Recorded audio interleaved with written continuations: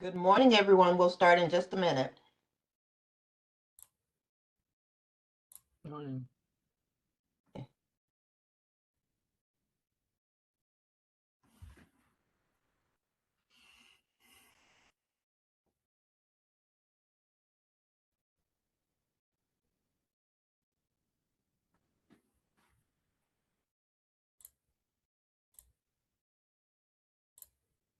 For anyone just joining, thank you. We'll start in just a minute.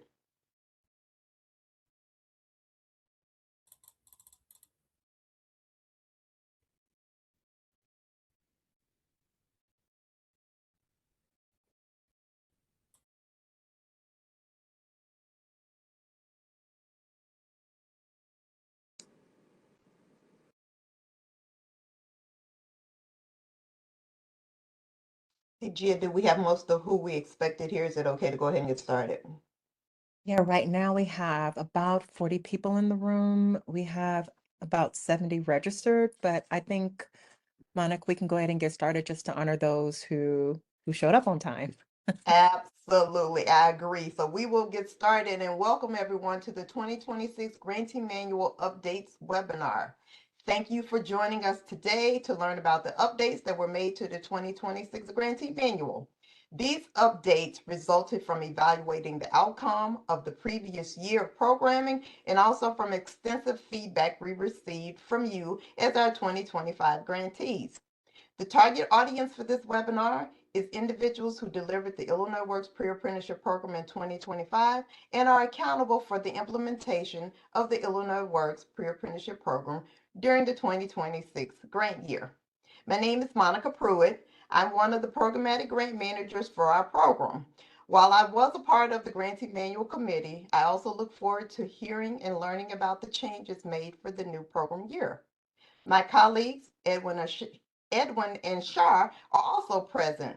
So Edwin and then Shar, please introduce yourselves. Thank you, Monica. Good morning, everyone. Thank you for joining us today.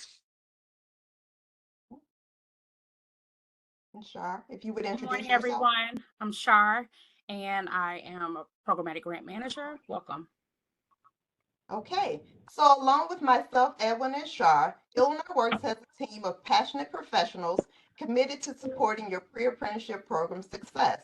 The current team consists of Dr. Norman Ruano, who is our Deputy Director of Illinois Works. Unfortunately, Dr. Ruano could not be with us today.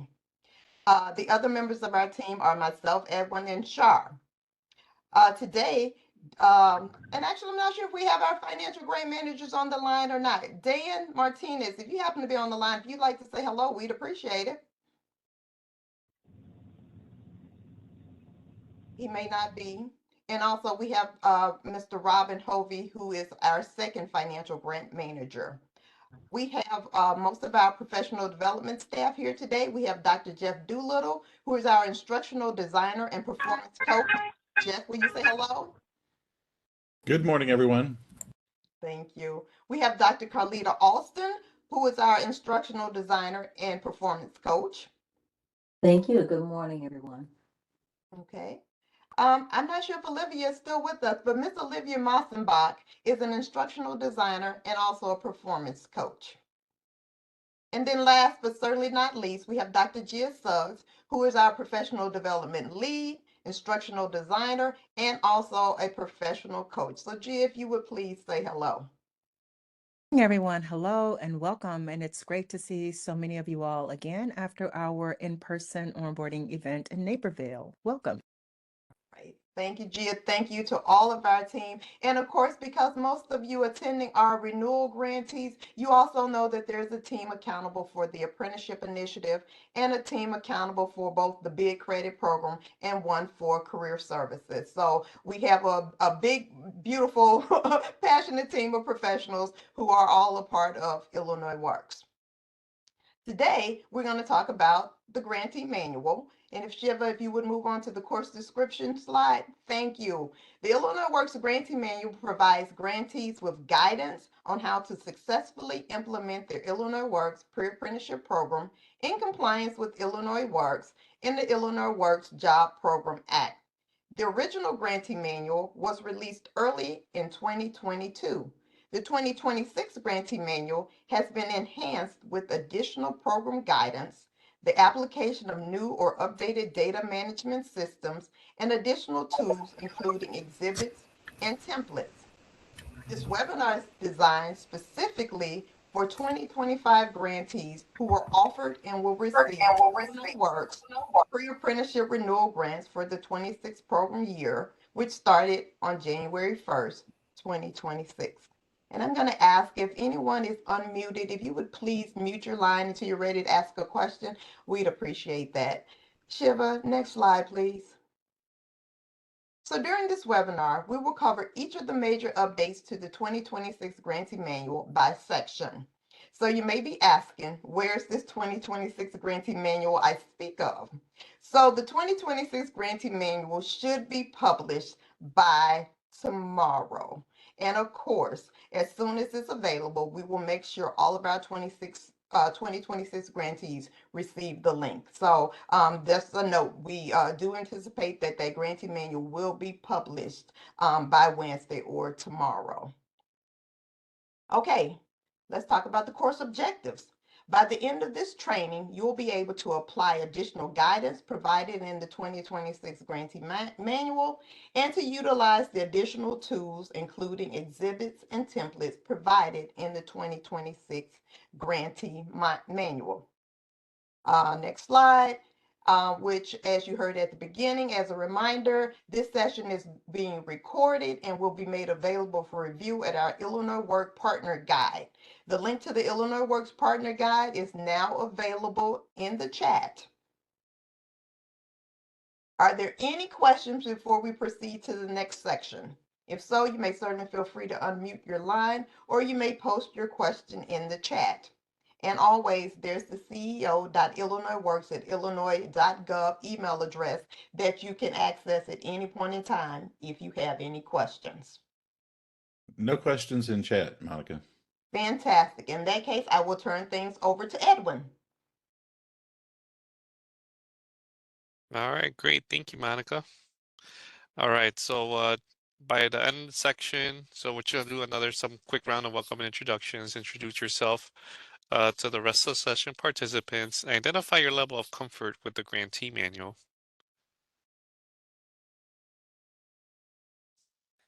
All right, and there's our email again, in case you do have any questions. Next slide, please. All right, so we're going to start utilizing Mentimeter. So on the right-hand side of your screen, a multimedia view alert. You'll see that. Click the blue continue button. Once you press continue, the Mentimeter app will show in the multimedia view panel. This will allow you to fully participate during this training, as well as provide us with feedback at the end of the training.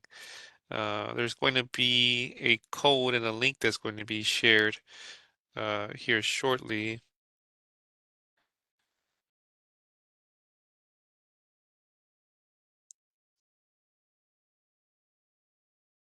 It's in the chat, Edwin. We're good.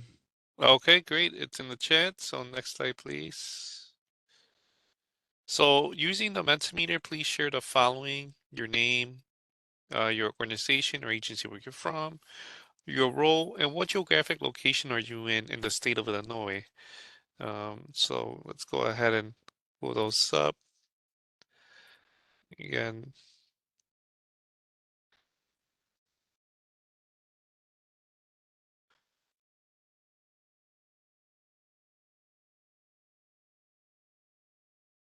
all right, did we have any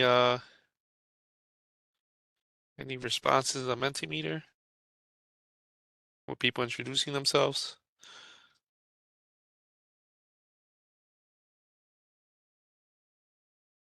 So using the Mentimeter, again, okay, we got a hello in there. Please introduce yourself with your name, your organization, role, and geographic location. That we can just get to know who's in the room with us and just build a community together here. All right, great. We got the first one, Katrina. Thank you very much for joining. Katrina Henderson from Quad County Urban League, the Vice President, Aurora. Thank you again for joining. We got Shupra Kanan, also from Quad County Urban League, the IT Director from Aurora. Daisy Alvarado from Hacia, Transition Coordinator from Chicago. Thank you for joining. Michael Hurley from Lumity, the Program Officer from Maywood. Thank you for joining, Mike. Rochelle Haynes from CAPS, Transitions Coordinator, based from Chicago. Latanya Anderson, the Program Administrator from CAPS, based in Chicago. Thank you for joining, Latanya.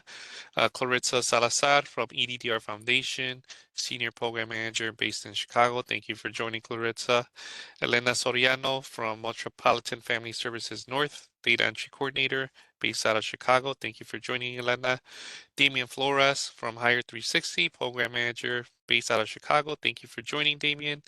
Victoria Camargo from Hire 360, Program Manager based out of Will County. Thank you very much for joining, Victoria. Nadia Hill from CAPS, ORC, based out of Chicago. Thank you for joining, Nadia. Yari Cortez from Hacia, the Programs Coordinator based out of Chicago. Thank you very much for joining.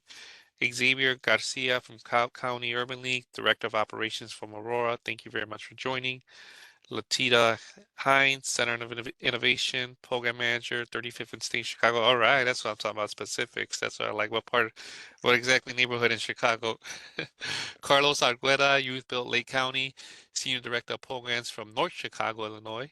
Thank you very much for joining, Carlos. Revolution Workshop, Saya Knox, Data Compliance Manager, East Garfield and Roseland, but you serve all of Illinois. Awesomely here. Thank you very much for joining. Sergio Dimas from Youth Built Lake County, the construction theory constructor from North Chicago. Thank you very much for joining. Jabril Barrett Cleo from Community Family Life Center, Transition Service Coordinator based out of Chicago. And we have Cassandra North from the Cassandra North Regional Bethel Family Resource Center, the Transitional Service Coordinator. Thank you very much for joining, Cassandra. Kashmir Crump from Youth Built Lake County, North Chicago, Director of Apprenticeship and Placement. All right, so we're getting some good participation. Thank you very much all for joining. Simon Summers from Chicagoland Prison Outreach, Robert from Bethel Family Resource Center, Sandra Burdett from Seawit, Salman Perkins, sorry if I mispronounced your name, from Bethel Family Services, Lynette from Hacia. Thank you very much for joining. Aaron Cross from Clio, thank you for joining. Courtney Dockery from Clio, thank you for joining. Viangela Fairmain from EDDR Foundation, thank you for joining. Kara Stuckey from EDDR Foundation, Rockford, thank you for joining. Alana Allen from Tools Up Foundation, thank you for joining.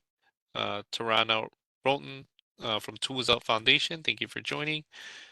Seth Abrosio from Richland Community College, thank you for joining. Based out of Decatur, thank you very much again for joining.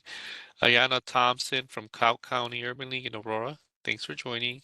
Jasmine Bankhead, Center of Innovation, based out of Chicago, thank you for joining.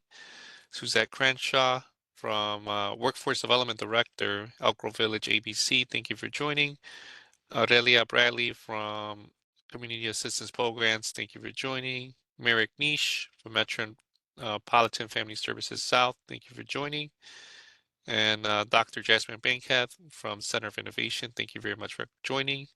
And last but not least, Tyrese Miller from CAPS, coordinator from Chicago. All right, thank you very much, everyone, for your participation and being engaged. We greatly appreciate introducing yourself to everyone and the community we have going on here today.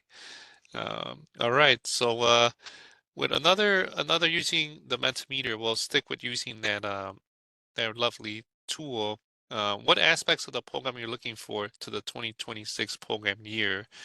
So again, specifically to the program, what are you looking forward to for the 2026 program year? And again, we're using the Mentimeter.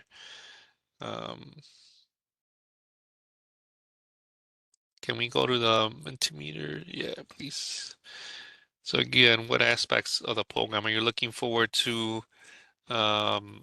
Maybe you're administering an additional cohort this year, or a new training location, or new training partners.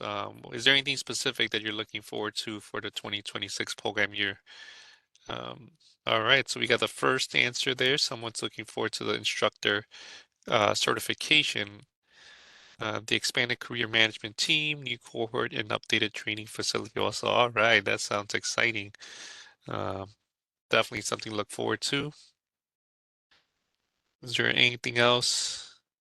I would say for me personally, I'm looking forward to just another great program year with renewal grantees and new grantees to our program.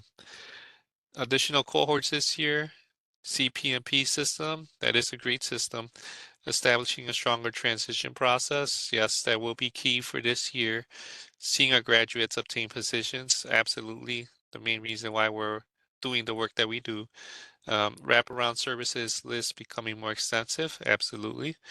New instructors, former union carpenter and electrician. Oh, that's awesome. All right. Grantee manual updates, another successful program year. Absolutely. See the new instructor certification program. Absolutely. Working with career services and new students. So I'm seeing a trend here. A lot of folks are looking forward to the certification for the instructors. Awesome to hear.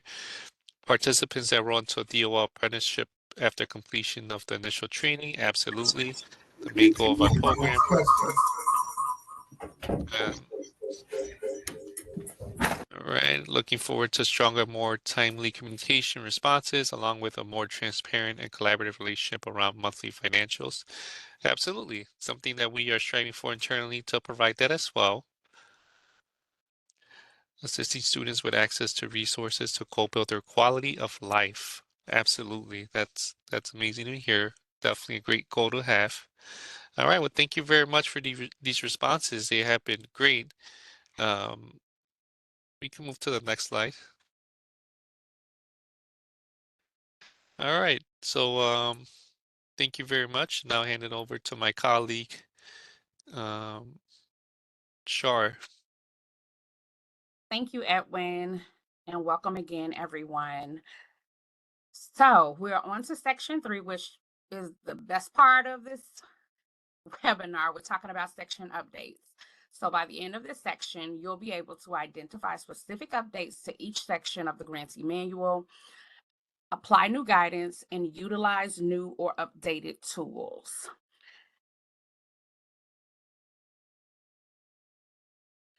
All right, so we're starting with the 2026 Grantee Manual, Section 1, which is Introduction to Illinois Works, and there are updates to this section. Next slide, please. So we're going to start with definitions. Several definitions in the 2026 Grantee Manual have been clarified to strengthen consistency, accountability, and compliance across grantee programs. Also, one definition has been added. These definitions are used throughout the manual and directly affect reporting, documentation, and reimbursement. We will reference these definitions as they appear in later sections of the webinar. Program manager. The program manager is responsible for overseeing daily program operations, onboard staff, monitors performance, and ensures compliance with Illinois Works requirements through direct engagement with participants and staff.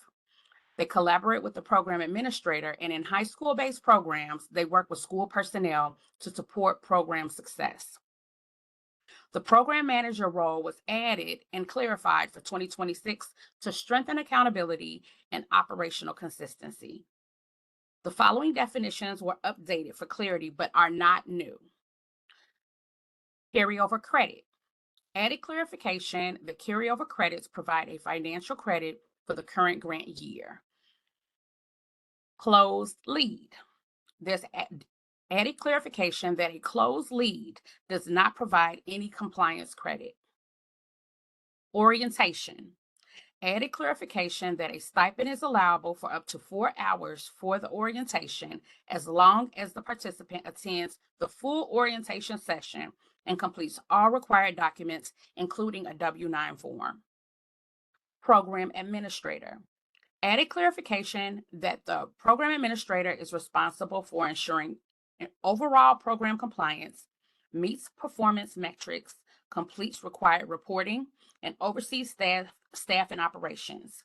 In high school-based programs, serves as dedicated personnel focused on program success and adherence to the Illinois Work Standards. This required position is also responsible for attending all mandatory Illinois Works in-person and remote meetings and professional development events. Stipends. Added clarification that although stipends are not classified as wages, they are still considered taxable income. Therefore, a W-9 should be completed by each participant before stipends are paid. We will review several of these updated definitions throughout this webinar and how they impact guidance for Illinois Works. Next slide.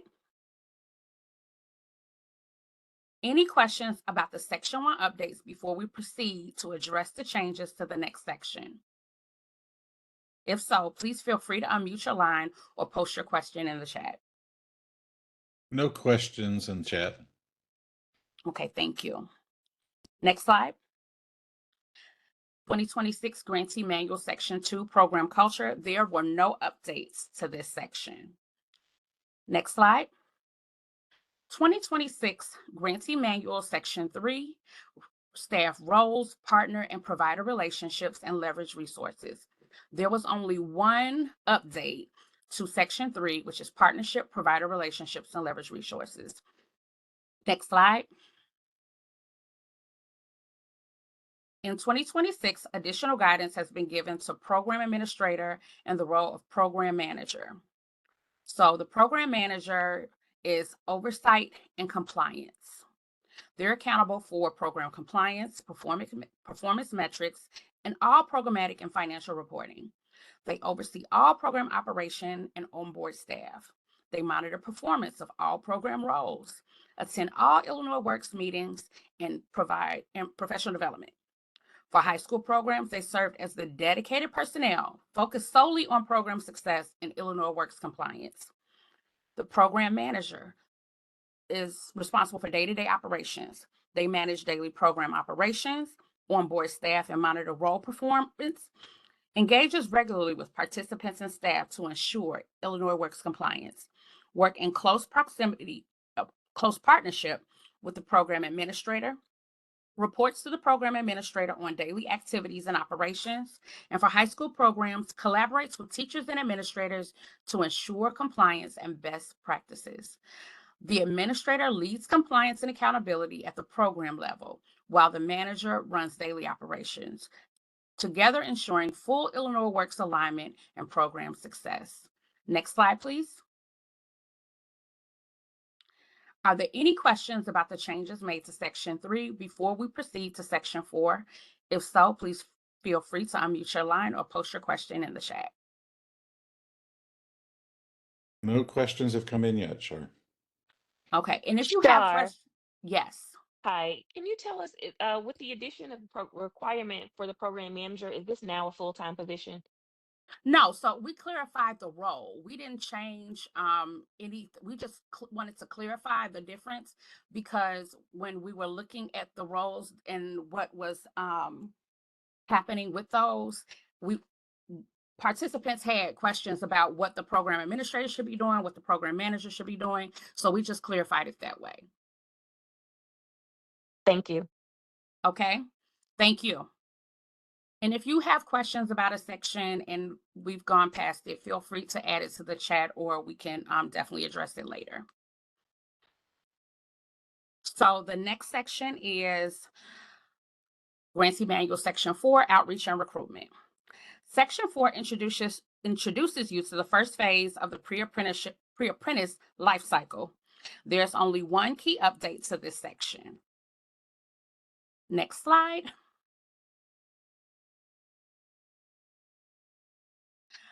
The IWRS pre-screen assessment. The IWRS pre-screen assessment is the required tool used to determine basic eligibility for participation in the Illinois Works pre-apprenticeship program.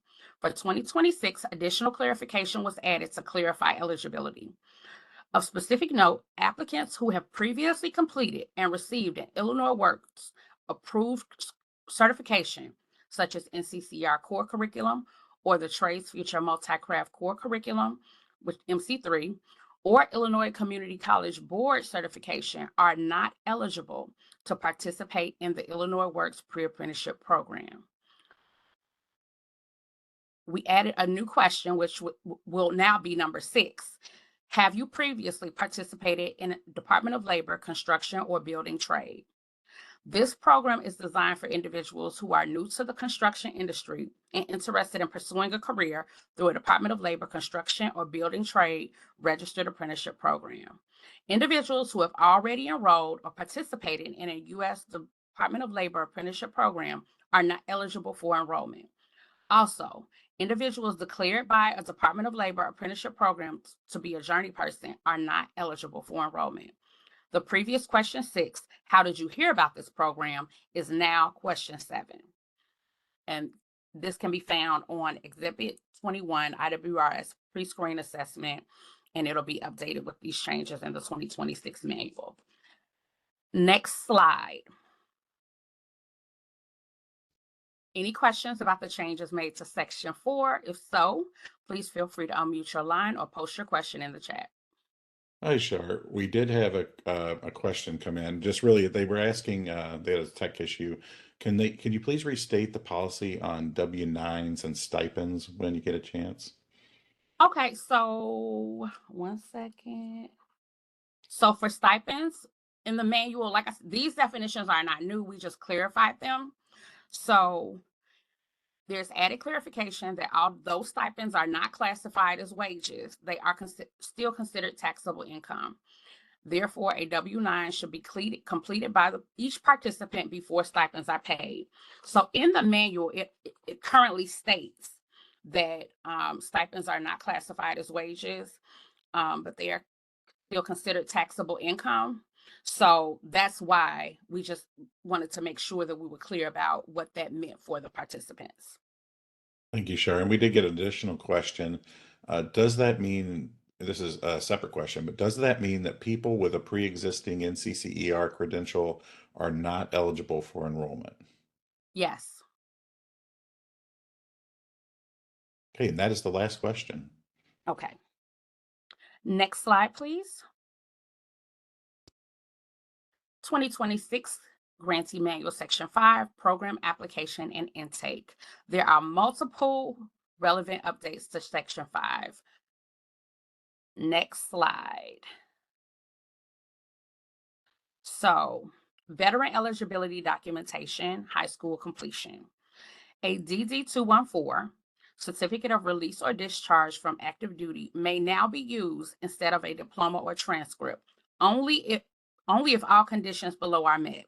So, to verify education, the education status, and to confirm it, the DD-214 has to clearly state that the individual is a high school graduate or equivalent, because on that document there is a space with it's a portion that verifies that. Now, for apprenticeship program acceptance, this is, a second step to this being included. You do need to make sure that the participant applies to a U.S. Department of Labor registered apprenticeship program that accepts this. So if the registered apprenticeship program accepts the DD-214 as proof of high school completion, then that will work for you. But if you already know that this apprenticeship program does not accept this, then that's something to consider for that participant. When they apply for the registered apprenticeship program and are accepted, you have to provide proof of acceptance into IWRS.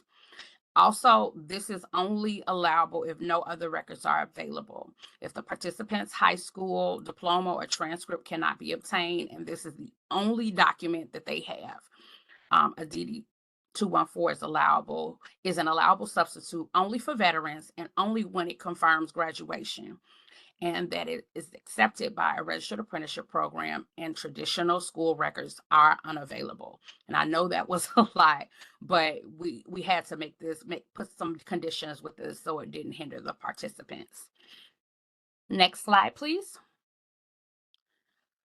Driver's license requirement for program completion. So, not having a driver's license does not automatically disqualify someone from starting the pre-apprenticeship program. A valid driver's license is required to successfully complete the program. It is essential for employment readiness in construction and building trades. Participants without a license must work with the program support staff to create a clear plan, prepare for the written and road test, address barriers, which could be fees, transportation, documentation, scheduling. Participants can now start without a license, but earning one is part of the pathway to completion and job readiness. Next slide. Wraparound service eligibility. The following changes were made related to wraparound services. Participant must be enrolled. Wraparound services can only be provided while a participant is actively enrolled. Short extension window. If a participant has not finished all required training modules by the cohort end date, they may still be considered enrolled for up to an additional 2 weeks. Wraparound services may be provided only if needed to complete required trainings. Services are not allowed after graduation once a participant has officially graduated and they are no longer eligible for wraparound services. The bottom line to this is that support services are tied to active enrollment and training completion, with only a brief post-cohort window for those finishing required modules and no services after graduation. Next slide. Are there any questions about the updates to Section 5? If so, please unmute your line or post your question in the chat. Hey, Shar. So we did have a question come in so far. This one is on driver's license section. The question is, so they can no longer, they don't have to have a valid, they cannot have a valid state ID. It must be a driver's license. No. So what we're saying, so some participants don't have a driver's license. They have a state ID. They bring in, different mail items to verify where they live for residency eligibility. So that is still the case. If they have a driver's license, that's perfectly fine. What we're saying is when it comes to completion credit, they will not be able to get completion credit if they do not have a driver's license. So that's something that they will need to receive completion credit. I have a question behind that. Yes. So, with them not, so if you start that, that essentially means that we have to provide them some driver training, so Yes. that they can get their driver's license. Yes, and that you can, so that would be something that you would work with your grant manager, because you can request it. We get Mm-hmm. requests for that, and Mm-hmm. I've not ever seen it not approved. Okay. As long So as this it's would reasonable. So this would be in addition to your barrier reduction funds, or it would have So to come out of your barrier reduction it would funds? have to come out of your barrier reduction funds. Oh, you all know driver's education is expensive. But the thing of it is, everybody won't need it. When you really think about the participants in the cohorts, you don't have a cohort full of people who don't have driver's licenses. I mean, some may. I mean, high school students and things like that, and that's a different program. But Illinois Works will pay for it.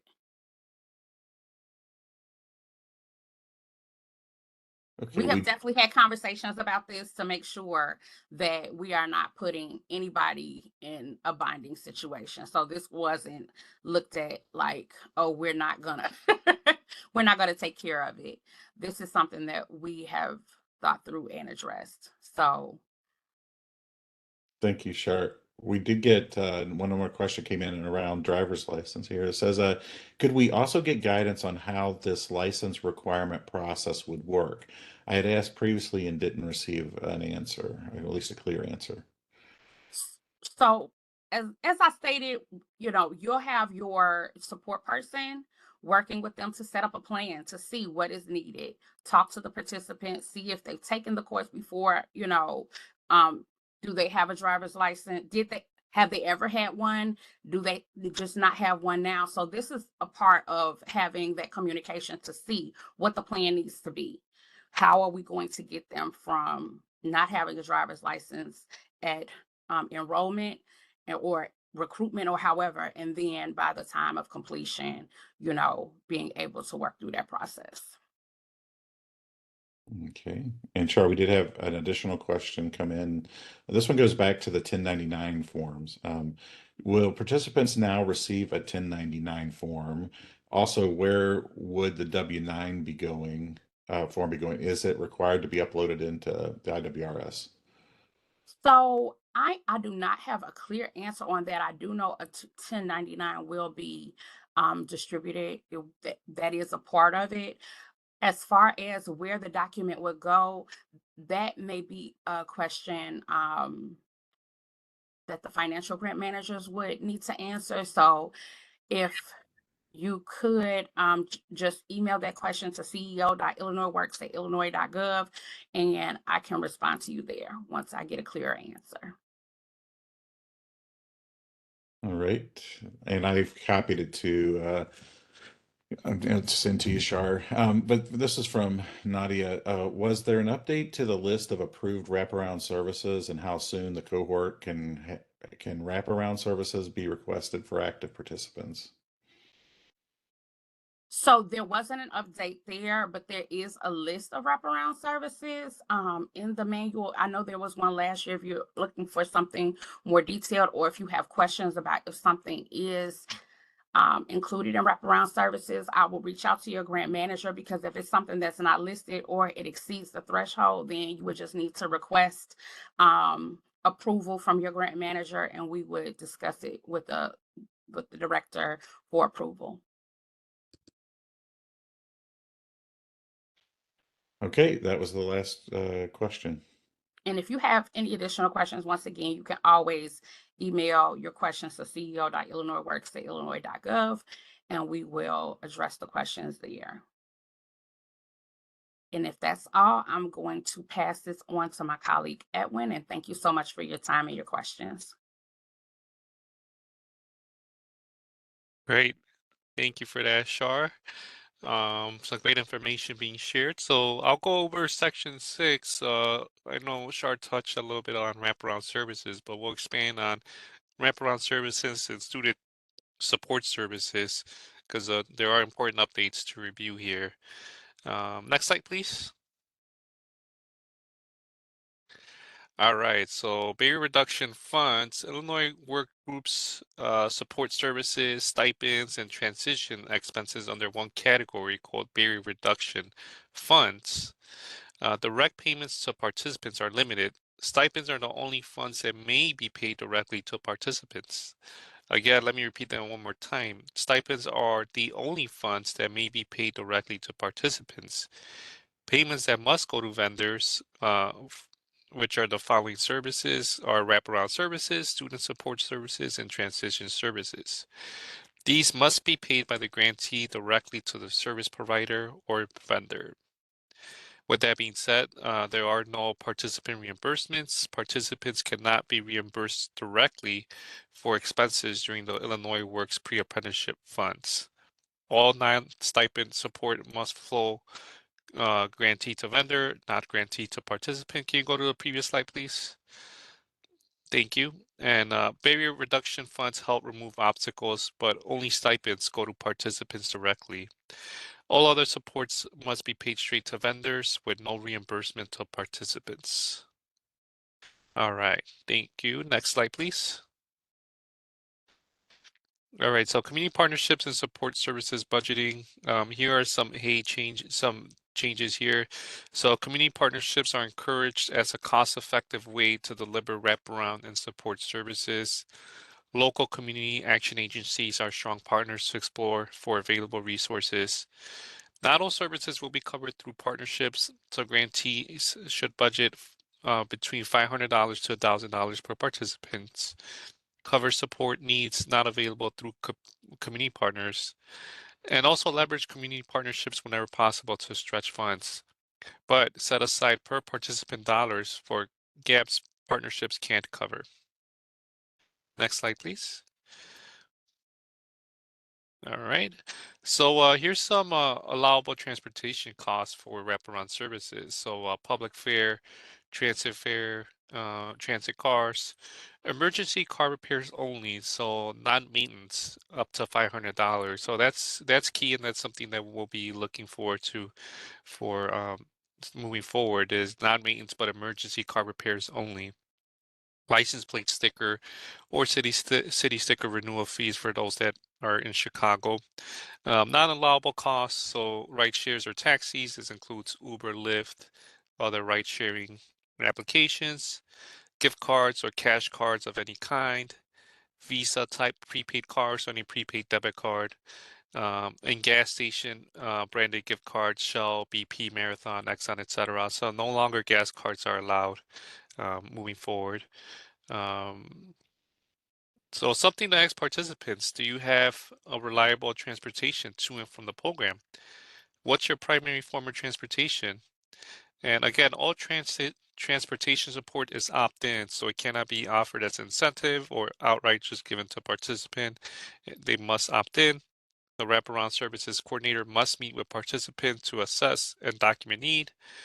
Providing transit support to all participants without individual requests and assessment will result in denied reimbursement. And transportation help must be needs-based and documented, covering transit, emergency repairs, and required vehicle registration fees, not cash style assistance or ride shares. Next slide, please.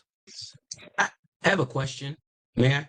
Yes, please. Can you go back to the previous slide, please? Okay. So under the non-allowable costs, Mm-hmm. you list gas station branded gift cards. Can you explain what you mean by branded gift cards? And the other part of my question is that if previously we were providing reimbursement for gas as part of transportation, what's the process for doing that if we can't use gas cards? Yeah, that's a great question, Robert. So for gas station, to answer your first question, for gas station branded gift cards, so those are those gas cards that you used to be able to provide. So when you would go to Shell and get a Shell gift card or BP, whatever case may be. So those are the ones that we're talking about. Or some grantees will use those prepaid Visa cards, so those are no longer allowed. When it comes to Edwin, emergency, yeah, Edwin. Robert, can you mute yourself? Sure, Because we're sorry about getting that. some background. okay, great. Thank you for that, Shar, and Robert for meeting yourself.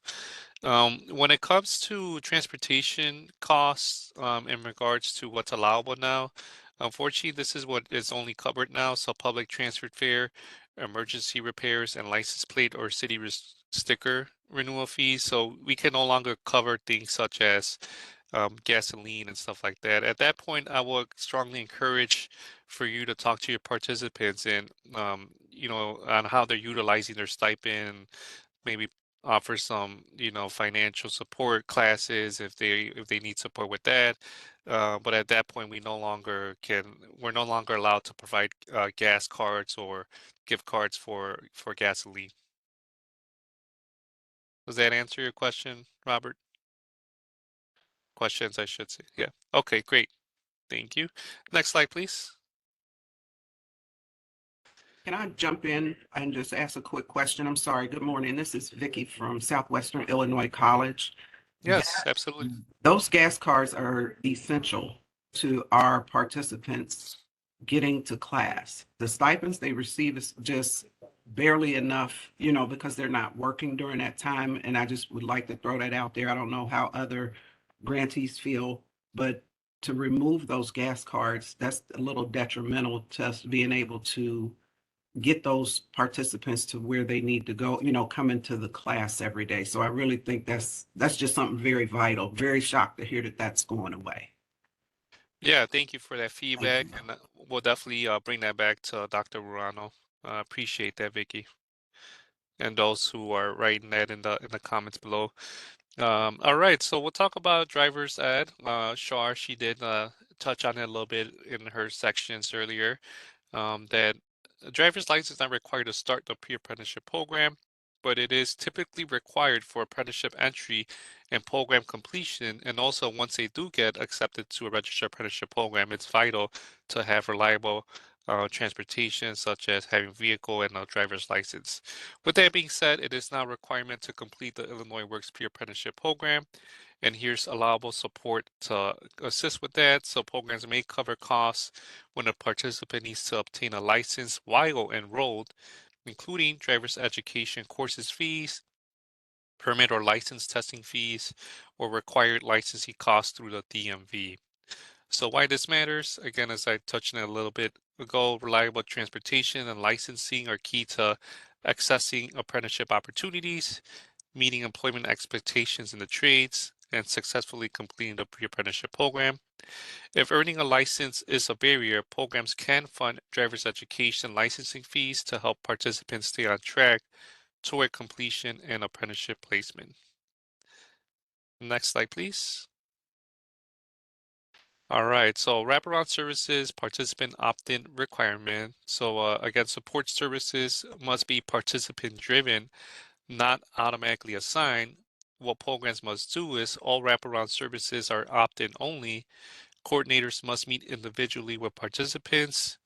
Needs must be discussed, identified, and documented before support is provided. And what cannot be done is provide services like transit cards to all participants automatically, issue supports without a participant request an assessment. Programs that distribute services universally without an opt-in process will have those expenses denied for reimbursement. Wraparound support must be intentional, individualized, and documented, not automatic or one size fits all.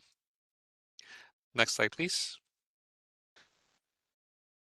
All right, so stipend rules for participant. Okay, are we on the next slide? Sorry. Okay, sorry, it looks like, can you go back to the previous slide? Sorry about that. Sorry, the title is throwing off. Sorry. It should be related to stipends, not rep. So, or this is related to that. I'm sorry.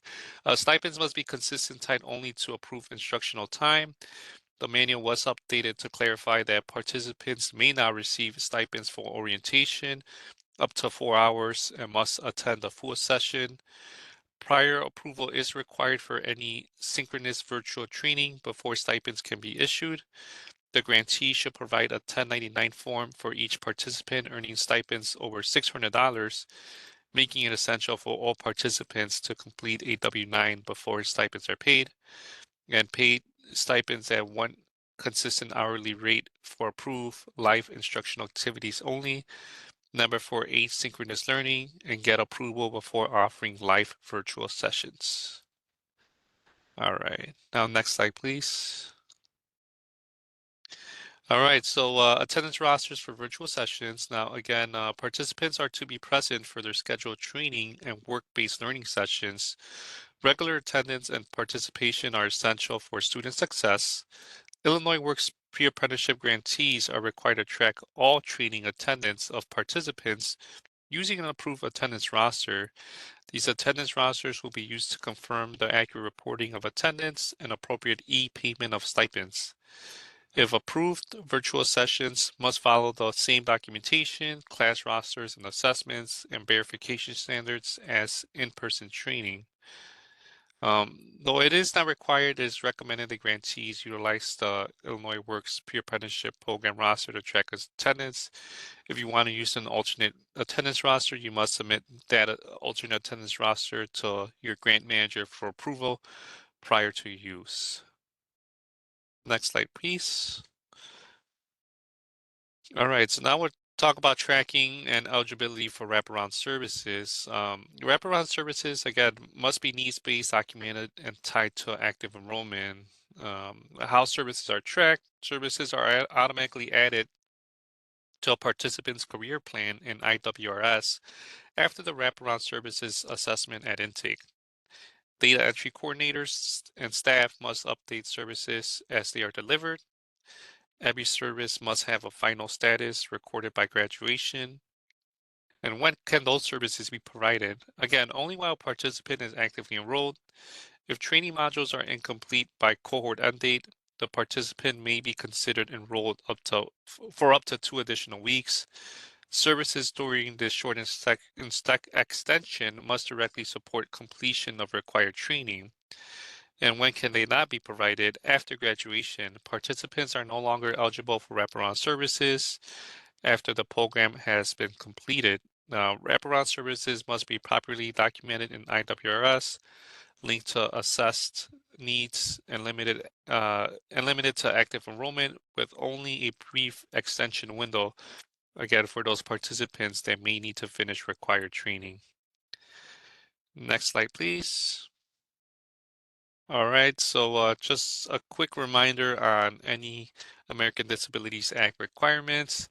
The American with Disability Acts, or ADA for short, prohibits discrimination against people with disabilities in multiple areas, including driver's license, which is not required for completion, employment, transportation, public accommodations, communications, and access to state and local government programs and services. All right, next slide, please. I know there were a few updates to section 6 here. There was a lot in there. Any questions? And I do see some in the chat, right? Yes, Edwin. Yeah, I've got them for you here. Okay, thank you. We'll go back here. One of the first ones that came in goes back to lead. Again, this is around the gas as a barrier. So the question is, what if gas is a barrier for them getting to class? So they have a car and a driver's license, but they're asking, is there more? Is there something they can do around that if gas is a barrier? That's a great question. I'll bring it back to my team, but that's something that, talk to your grand manager about. But at this point, unfortunately, gas cards, and that's kind of to the question that Robert from Bethel was asking. Um, at this point, we can't provide your typical gas cards like before, or prepaid debit cards, and you can't reimburse the participant directly for example, you can't reimbursement, give them money up front for that. So at this point, it doesn't seem like it, but I'll talk to my colleagues and see if there's anything that can be done. That's why I had mentioned, at that point, the participants, have some discussions, some training on their stipends, and some feedback was provided into that. But again, that's something that should be looked at in regards to stipends. And I do want to add, for stipends, we do allow up to $15 an hour. So if there's a grantee that's offering a little bit below that, maybe that's something that they may want to reconsider as well. Okay, thanks, Edwin. And that was just so we have it here. One That was from second, Lita. Jeff. That was from Lita. So Yes, real hey, sure. quick, Jeff. So we offer up to $14.50. $14.50. I'm sorry. Yeah, $14.50 an hour. Sorry. $14.50. $14.50. Thank you, Shar, for correcting me on that. Up to $14.50 an hour. Yeah. So if there's a grantee that's offering below that, I know we do approve some. Kind of consider that now with this change with the gas cards. Okay. And there's several, There's I'll capture in here, there are several points that in support of the gas cards. So I'll capture that. And there's feedback, definitely. Edwin, may I ask a question? This is Robert from Bethel. Yeah. Okay. You've mentioned a couple of times that reimbursements cannot be made directly to participants.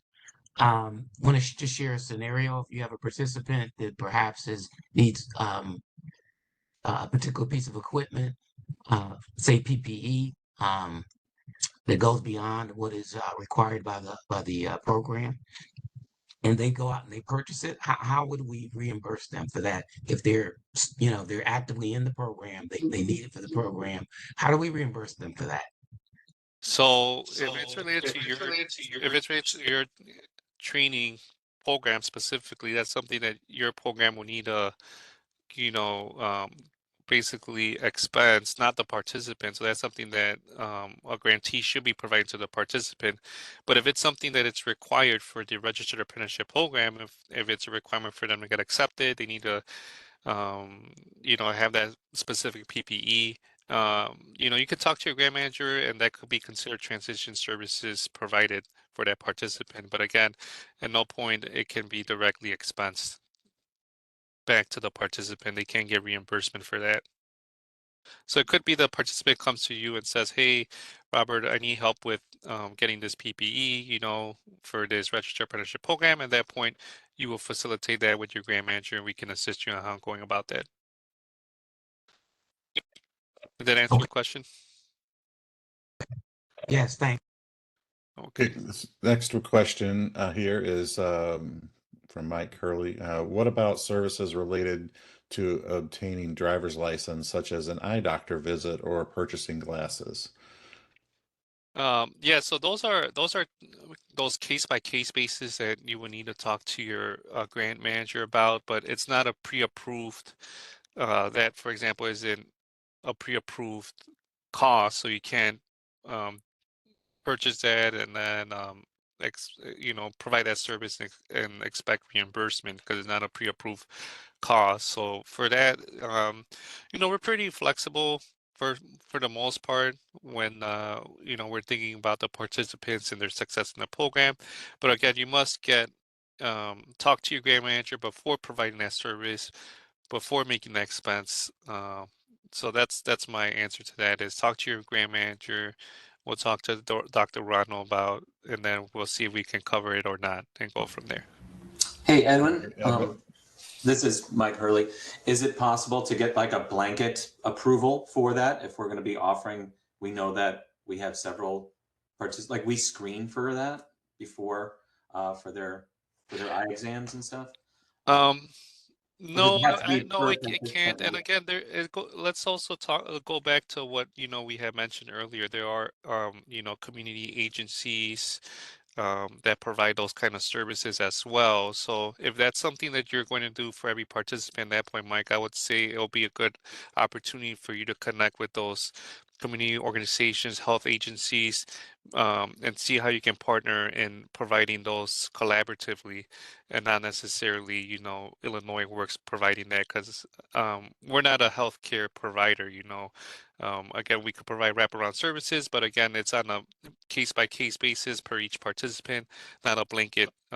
Everyone's going to get glasses covered and stuff like that. But I would say if that's what you're looking to do at that point, you should talk to a community organization within your area to help with that. Okay. Next question, Edwin, similar, maybe would Illinois Works also cover the added cost of renting a vehicle for the participant to take their driver's test in? That's a great question. I can't answer that right now. We'll write that down and get back to you on that one. Right. Next question, is there a cap on per participant on issuing stipends? Is there a cap? It's $14.50 an hour, and it has to be how many. The max is how many training hours is approved. So, for example, if your program is 200 hours, and the participant was there all hours, did great on all the post assessments, is a perfect participant, then the most they can get is 1450 times 200. Um, I I'm not that good at math at the top of my head, so whatever that total is, that's an example for you. That's the most, and that is something that we do check the grant managers during closeout. So if we see a little bit more or a lot less, we do flag that and start asking, hey, why wasn't this amount provided or things like that. Thanks, Edwin. Next question, is prior approval needed for virtual makeup sessions? Yeah, so when you're talking to your assigned programmatic grant manager, when you're discussing these are the virtual sessions you want to make, at that point also mention that you want to have virtual makeup sessions and see if that's approved or not. Right. Next question, would we be able to send a DocuSign roster to take attendance, or would they still need to be a wet signature for virtual sessions? Yeah, so we did have a grantee asset, and so when it comes to those virtual, we are approving DocuSign for those virtual ones for the participants and the instructors to provide. Right, thank you. Next two questions are related. What is the max participant amount per amount a participant can be awarded for the stipend? And is 1450 the updated amount? I understand it was 1425 before. Yeah, so it is 1450. We moved it up 25 cents last year. And again, the max amount is whatever you were approved for your stipend policy. So let's say your stipend policy calls for, and it's approved by Illinois Works by your grant manager that you're going to do $14.50 an hour. You're doing $14.50 and you have 200 training hours that you're approved for. So it's $14.50 times 200. So again, it's your approved stipend amount times your approved training hours. That's the max that can be provided. Next question here. Generally, how long does it take for wraparound services to be approved? And can services be requested as early as the orientation day? How long does it take to get approved? So if it's not a wraparound service that's pre-approved, that's something you'll talk to your grant manager. I can't give you a certain deadline on that'll take 3 business days or something like that. It's honestly on a case by case basis. Sometimes we may be, depending also the time of the year. Like for example, we have 3 webinars this week. It's a little, I'll be honest, a little hard to meet with as a team when we have webinars and things like that. So it depends on the time of year. It doesn't take too long. It's fairly quickly, but I can't give you a definite timeline on when it's approved. And as far as when those services can be requested as early as orientation day, is whenever your wraparound service coordinator, again, has that contact with the participants, documents if there's any need, so has that conversation with them. If that's when you're meeting with your participants during orientation, before or afterward orientation, then that should be fine. Okay. Next question. Can we allow DocuSign for an attendance roster for regular attendance, not virtual? That's a good question. Let me get back to you on that one. Okay. And then one question here. Removing gas cards going to create potentially significant barrier. Many participants rely on personal travel, job interviews, without transportation. Okay, so really it's just that was just a statement about the transportation and the need for gas stipends. And it goes on with that as well. So it's not a question, just a statement. Okay, It's great. supported. Okay, that's the last one, Edwin. Yeah, all right, great. Thanks, Jeff. All right, so next slide, we can move to the next section.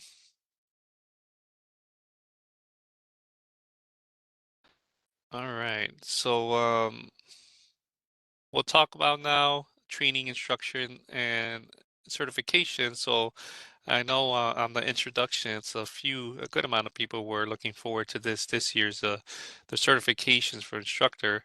So we'll talk about a few updates here. Next slide, please. All right, so instructional hours were updated to clarify that Illinois Works pre-apprenticeship program requires a total of 40 hours of employability training for each participant. The 40 hours must include 4 hours of harassment and prevention and 4 hours of diversity, inclusion, and construction. Grantees must obtain prior approval for any synchronous virtual training. Next slide, please. Orientation agenda. So as mentioned earlier, we're clarifying that participants can receive up to 4 hours of stipend payments for orientation as long as they attend the full session. And attendance through an approved roster needs to be kept for orientation as it's considered regular program instruction. So there also needs to be an attendance roster for orientation that's completed and abides to the Illinois Works requirements. Next slide, please. All right, so career pathway and apprenticeship decisions must be guided by a documented assessment. So the required assessment tool, grantees must use the orientation career assessment, which is Exhibit 5 in the grantee manual. This is the primary document for guiding career pathway and apprenticeship placement decisions. Now, each assessment must include a primary goal, a secondary goal, and a third goal. Again, this is what must be included now.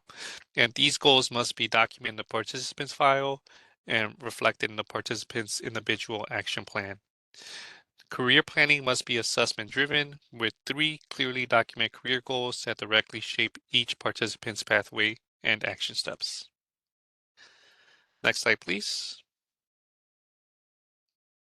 All right, some curricular requirements. To align with program eligibility, A driver's license, again, is not required to enter the pre-apprenticeship program, but as mentioned numerous times now, it is a requirement for most registered apprenticeship programs. And because a driver's license is essential in the construction trades, all pre-apprenticeship participants must obtain a driver's license by the time they complete the program. Next slide, please. Now, this is related to MC3. Grantees must deliver the approved MC3 multi-craft core curriculum using the minimum required instructional hours. So Unit 1, Construction Industry and Trades Orientation, 16 hours. Unit 2, Tools and Materials, 8 hours minimum. Unit 3, Construction Health and Safety at 20 hours. Unit 4, Blueprint Reading, 8 or 16 hours minimum. Construction Math at 40 hours. Unit 6, Heritage of American Workers at 8 hours minimum. Diversity in construction industry, 12 hours minimum. Green construction at 8 hours minimum. Financial literacy at 4 or 8 hours minimum. Now, programs may add extra training modules and work-based learning experiences. However, all MC3 core modules must meet or exceed the minimum hours listed above. The MC3 curriculum is the foundation of instruction. Required modules must meet set hour minimums, while programs may build beyond that with supplemental training. Next slide, please. Now we'll talk about the minimum NCCR core curriculum requirements. So grantees must deliver the NCCR core curriculum 6th edition using the minimum required instructional hours and qualified instructors. So for example, basic safety, construction site safety orientation at 2.5 hours minimum, intro to construction math, 10 hours minimum, intro to hand tools, 12.5 hours minimum, intro to power tools, 10 hours minimum, intro to construction drawings, 10 hours minimum, intro to basic rigging, 7.5 hours minimum, basic communication skills, also 7.5 hours minimum, basic employability skills, 7.5 hours minimum, intro to materials trading, 5 hours minimum, and build your future in construction, 5 hours minimum. So essentially what we're saying here is all modules must meet or exceed NCCR's required minimum hours. Programs must follow NCCR's required training hours and ensure instructors bring both industry experience and Illinois Work certification or an approved equivalent. Next slide, please. All right, so now we'll talk about those certifications or qualifications for instructors. So Illinois Works requires instructors to meet experience and certification standards to ensure high quality training for our participants. So required qualifications include professional experience, so minimum 3 to 5 years of experience in the trade or the subject area being taught. Instructor certification, they must hold an active Illinois Works instructor trainer certification.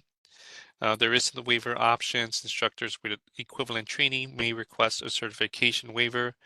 Approval is required before serving in an instructional role for the Illinois Works Peer Apprenticeship Program.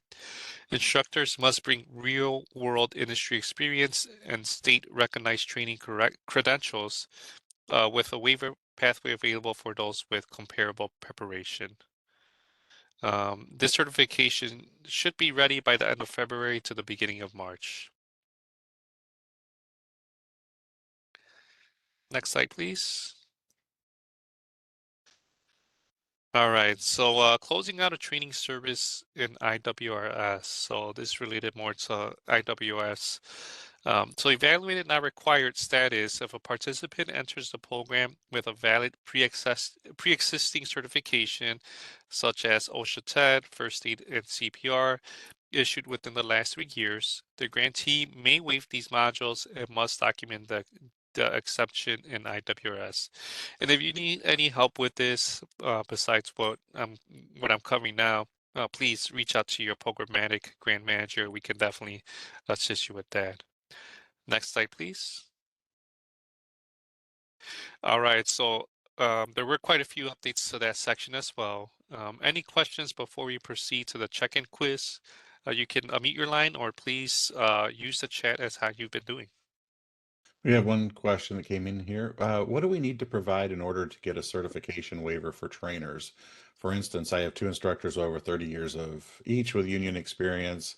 They went through their own 3-day training with NCCER certified trainer who's trained multiple with other Illinois Works program instructors. Yeah, that's a great question, Mike. So the certification process and actual certification should be ready by the end of this month, hopefully early March. Um, it will also include the waiver. It could be that a waiver may not even be required for those individuals if they have that much experience. But again, we'll provide that much more information when that certification comes out. That was the only other question in chat. I've got a question. This is Robert again from Bethel. Edwin, can you go back to the previous slide that went by really fast? And there was a lot of stuff on there. The one before that one. This one, no.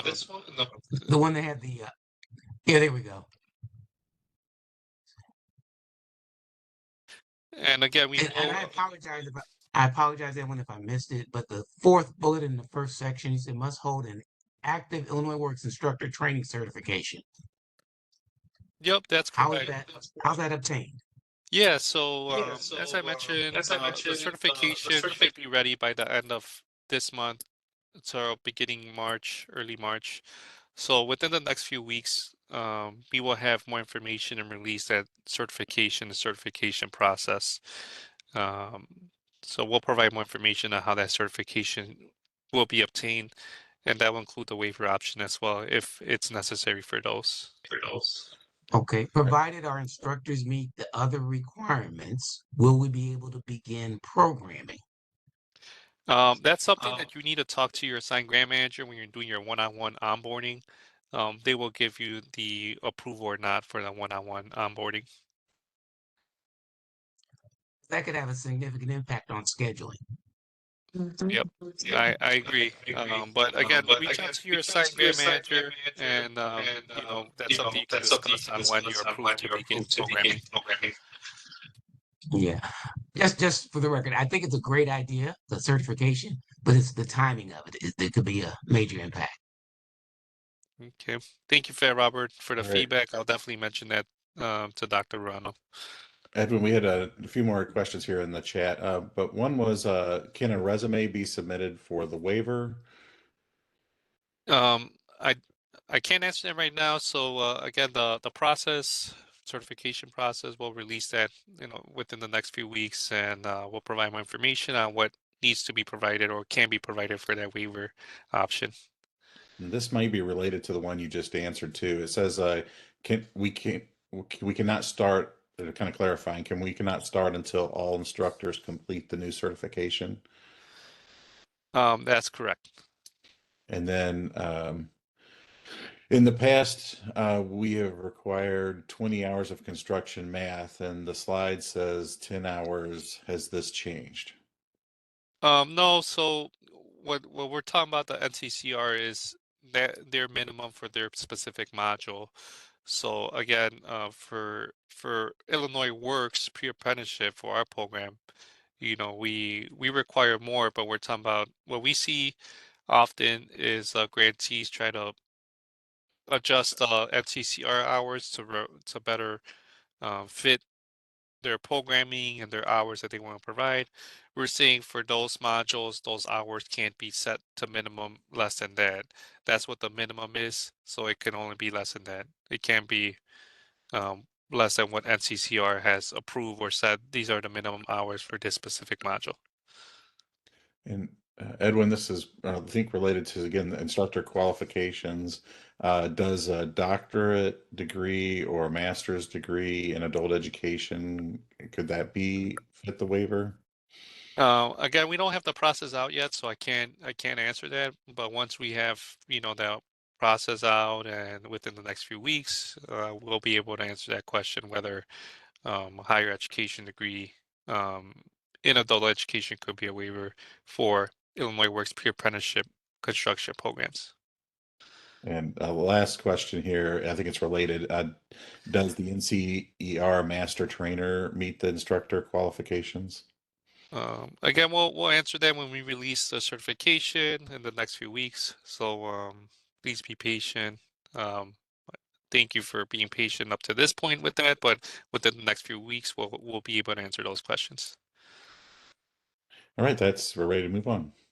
All right, great. I know there was a lot of information, so we have a little brain break, a little game that we'll be playing now, um, using Mentimeter. So let's use the Mentimeter. You'll see a graphic on your device that you're using Mentimeter. So you can enter your real name, your alias. A message should come up that says "Get ready to play Vroom." So please let me know if you're getting that. And thank you, Dr. Alston, for again putting the Mentimeter link and code. If you don't have access to it anymore, feel free to go in the chat, click on those links, and enter that code so you can participate in our little brain break here. All right, we'll give everyone a few more seconds to get into that Mentimeter. All right, so using the Mentimeter, you'll need to read a question and determine whether if it's an accurate 2026 Grantee manual update. So it'll be checking whether or not it whether it's accurate or not, the statement or question that will pop up. So we could do the first question. Okay, we're getting 42. We're almost there. Um, Almost there. Participants 43. Let's give it a 44. Let's give it a few more seconds and we can begin.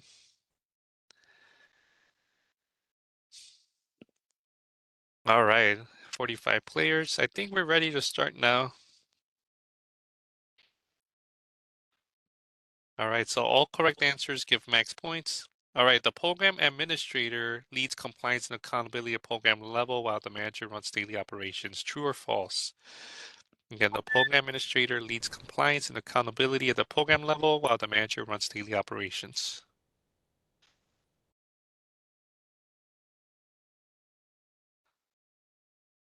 Yes, correct. True. The answer is true. In the 2026 manual, the program manager definition was added and program administrator role was clarified. If you didn't get this one, it's okay. There's a lot more. There's a few more questions. All right, so let's see who Daisy in the lead for the first question, or actually all these people are. So thank you very much. So let's see. If you're on mobile, didn't get to join, the link is in the chat. You can still join. The link is in the chat with the code. So question 2.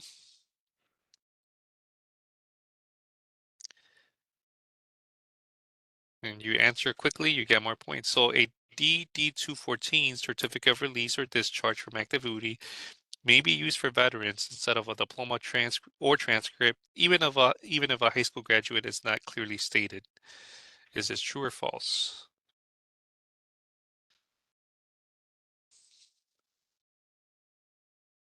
Oh, we're split 50-50. Interesting. It's a little bit of a trick question there. So false. So 2026 guidance, a DD-214 is an allowable substitute only for veterans and only when it confirms graduation, is accepted by the DOL Registered Apprenticeship Program, and traditional school records are unavailable. So there's um, three criterias where it applies for veterans. So a little bit of a trick question there. All right, so we're getting some leaders now, Lena, on the lead there by 1 point behind, in front of Queen. Next question. So next question is going to be, all right, participants can start without a license, but earning one is part of the pathway to completion and job readiness. True or false?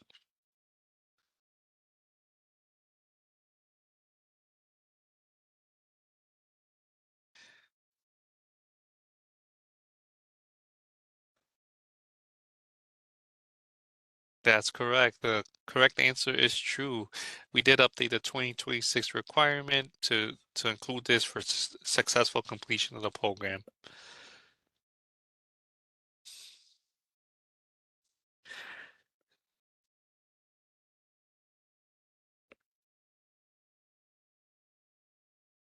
Oh, Queen took the lead. Actually, Queen and Lena are now tied and we got a few more very close to being at the top. So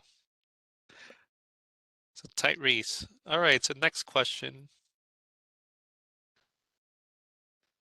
Barrier reduction funds help remove obstacles, but stipends and all other supports must be paid straight to participants. Again, barrier reduction funds help remove obstacles, but stipends and all other supports must be paid straight to participants. True or false? Oh, so we got majority said true, but the answer is false. So again, a little trick question there with we included stipends, but you know the all other supports is what is the factor that makes it not false. So barrier reduction funds help remove obstacles, but only stipends go to the participants directly. All other supports must be paid straight to vendors with no reimbursement to participants. So, you know, we added that little last sentence on that question there to kind of um, make it a trick question. So the answer is false.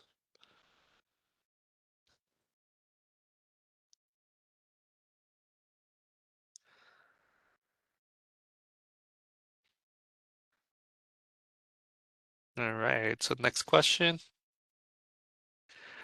So rideshare or taxi services such as Uber, Lyft, and cash cards or general purpose gift cards are allowable for transportation costs for every participant. Again, are rideshare, taxi services, cash cards, or general purpose gift cards allowable for transportation costs for every participant? True or false? That's correct. Yep, false. Yep. So majority got that right.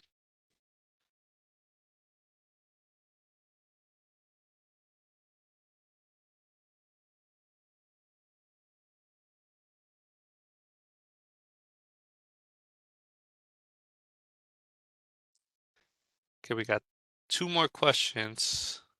So this one more, or three more, I'm sorry. So for 2026, employability skill instructors requires 40 hours, including harassment prevention and diversity inclusion.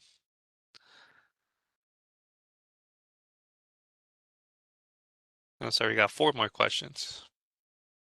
The answer is true. Yes, we did clarify and standardize this in 2026 guidance. So we have a total of 10 questions, so we will now be on question 7. So there's still time to catch up for those who are close to being at that top there. So next question will be participants with incomplete training modules may be considered enrolled for up to 2 additional weeks in wraparound services to support completion. Again, participants with incomplete training modules may be considered enrolled for up to 2 additional weeks, and wraparound services can be provided to support that completion. That's correct. Majority got that right. It is true. So a 2026 provision was added. Wraparound services must be properly documented in IWRS, linked to those assessed needs, limited to active enrollment, with only a brief extension window for participants to finish that required training.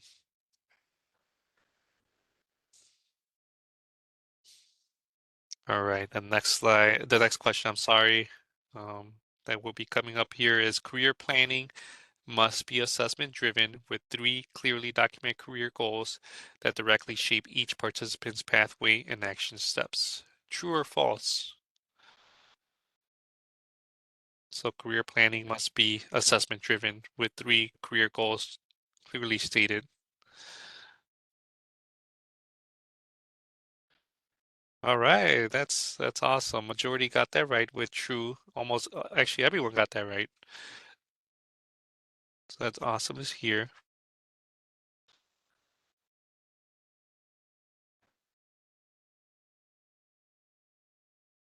All right, so instructors must bring real world industry experience, a minimum 3 to 5 years in the trade or subject being taught, and state recognized state recognized training credentials that they're active. Is this true or false?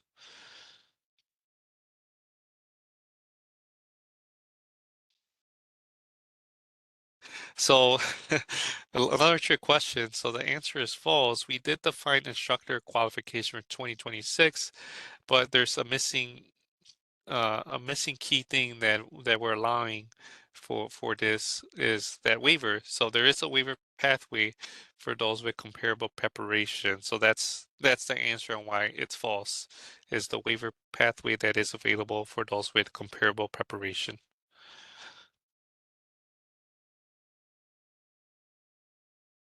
All right, the last question here.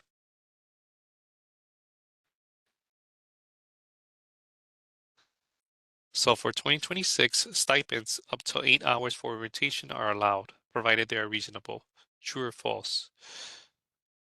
Are we allowing stipends up to 8 hours for orientation if they are reasonable? True or false?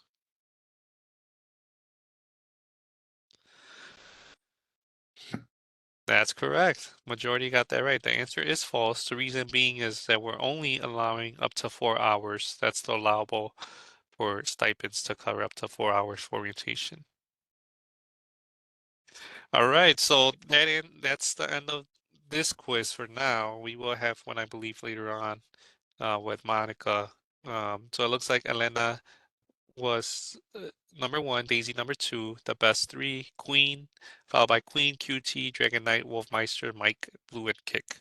So thank you very much, everyone, for being engaged and participating in this. I hope this helped kind of, you know, kind of emphasize those updates that we went over the last few sections. Next slide, please.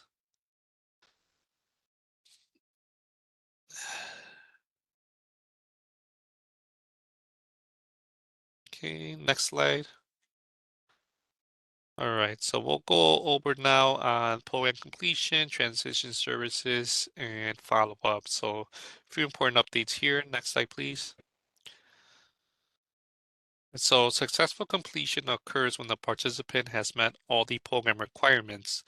Some may refer to this as graduating from the program, and we've referred to that as well in the last section, including the attainment of a driver's license in addition to NCCR, Trades Future, MC3, ICCB, or other construction curriculum that's approved by the Illinois Works Peer Apprenticeship Program, OSHA 10 Construction, and First Aid CPR. Next slide, please. So the transition service requirement, transition service coordinator staffing requirement, this is something new, and we've talked about it since early on a few months ago in preparation for onboarding for this year. But again, as an update, each grantee must employ a dedicated transition service coordinator that's based on enrollment levels. What is an FTE TSC? Well, one FTE is one full-time staff member that must be exclusively dedicated to Illinois Works Transition Services. So the TSC staffing levels by enrollment, so 0 to 30 enrollments, only a 0.5 FTE is minimum requirement, 31 to 60, a full FTE is minimum requirement, 61 to 90, 1.5 FTE is minimum requirement, 91 to 120 enrollments is 2 FTE minimum requirement. Again, FTE requirements are based on the enrollment numbers and the approved work plan that you submit to your assigned grant manager during onboarding. Multiple grants or locations. Each grant must have its own dedicated TSC staffing. Staff cannot be shared across grant. So an example of a grantee with 100 enrollments at one site will need 2 FTE transition service coordinator, but then they have a grant with 50 enrollments at another site. At that point, they will need 1 FTE TSC for that specific location, that grant. Again, each TSC must work only on their assigned grant and assigned location. The bottom line is that transition support must be properly staffed and enrollment driven with dedicated personnel assigned per grant to ensure participants receive focused placement and follow-up services. Next slide, please. And that's example I went over.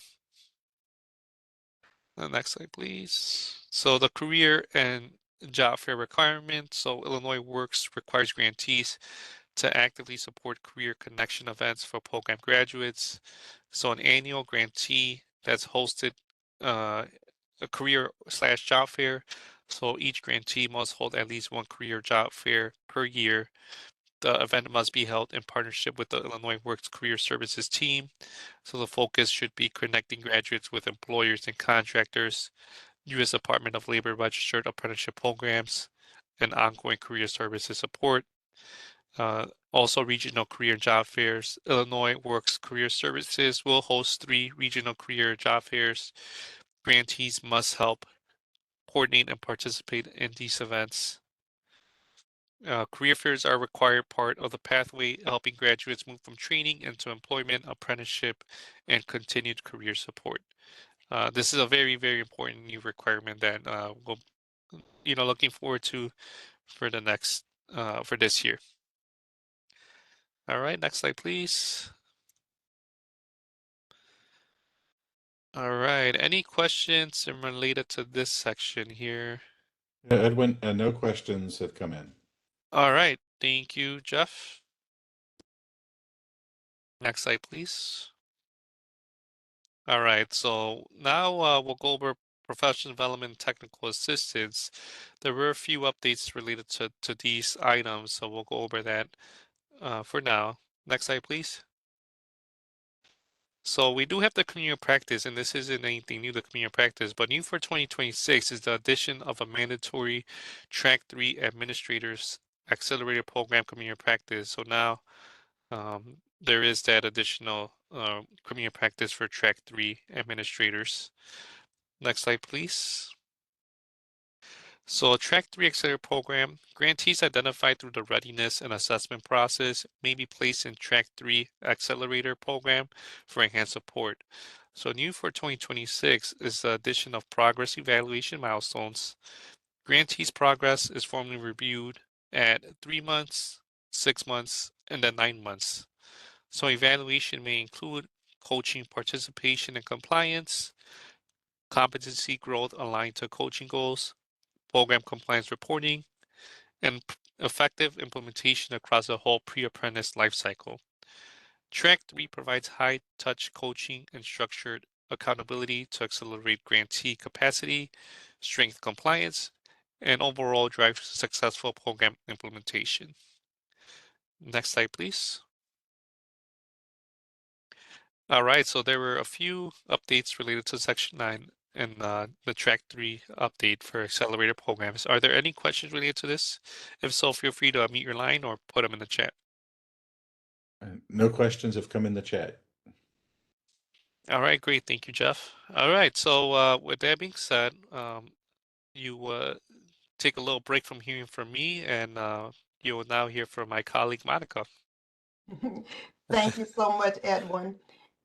I definitely get the easy part, so let's go ahead and jump into section 10, where there is only one change made to section 10. Next slide, please, Shiva. So for verification documents uploaded into IWRS, from now on, you must comply with the following naming convention. We will use the participant's first and last name, the item name, and the date submitted, including the month, the day, and the year. So for example, if you were to upload a high school diploma for John Smith, now we are asking that you use the naming convention John Smith _ high school diploma _ May 19, 2026. That is the only change to section 10. We'll move on to section 11, where there is one change to section 11, finances, records, and reports. I'm happy to report the change is absolutely the same as section 10. We will now use a naming convention for all financial records. Again, as in the last example, you would use the participant's first and last name, the item name, and the date submitted, including the month, the day, and the year. Are there any questions about the naming convention? No questions have been in chat at this point. Okay. So let's go on to section 12. Just a couple more to go. Here we'll talk about using data for program management. For section 12, there are no changes. All right. Let's move on to section 13. Okay, which involves programmatic monitoring. And there are a few updates for section 13. Guess what? Next slide, please. The exact same change as in the last several sections. You will be using a naming convention for your completions, transitions, and employment verification documents. Once again, you will use the participant first and last name, the item name, and the date submitted, including month, day, and year. Next slide. For transition verification and apprenticeship placement, transition outcomes must be documented and aligned with participant career goals. The participant must have applied to and/or enrolled in a U.S. Department of Labor registered apprenticeship program, and the RAP must be the participant's choice.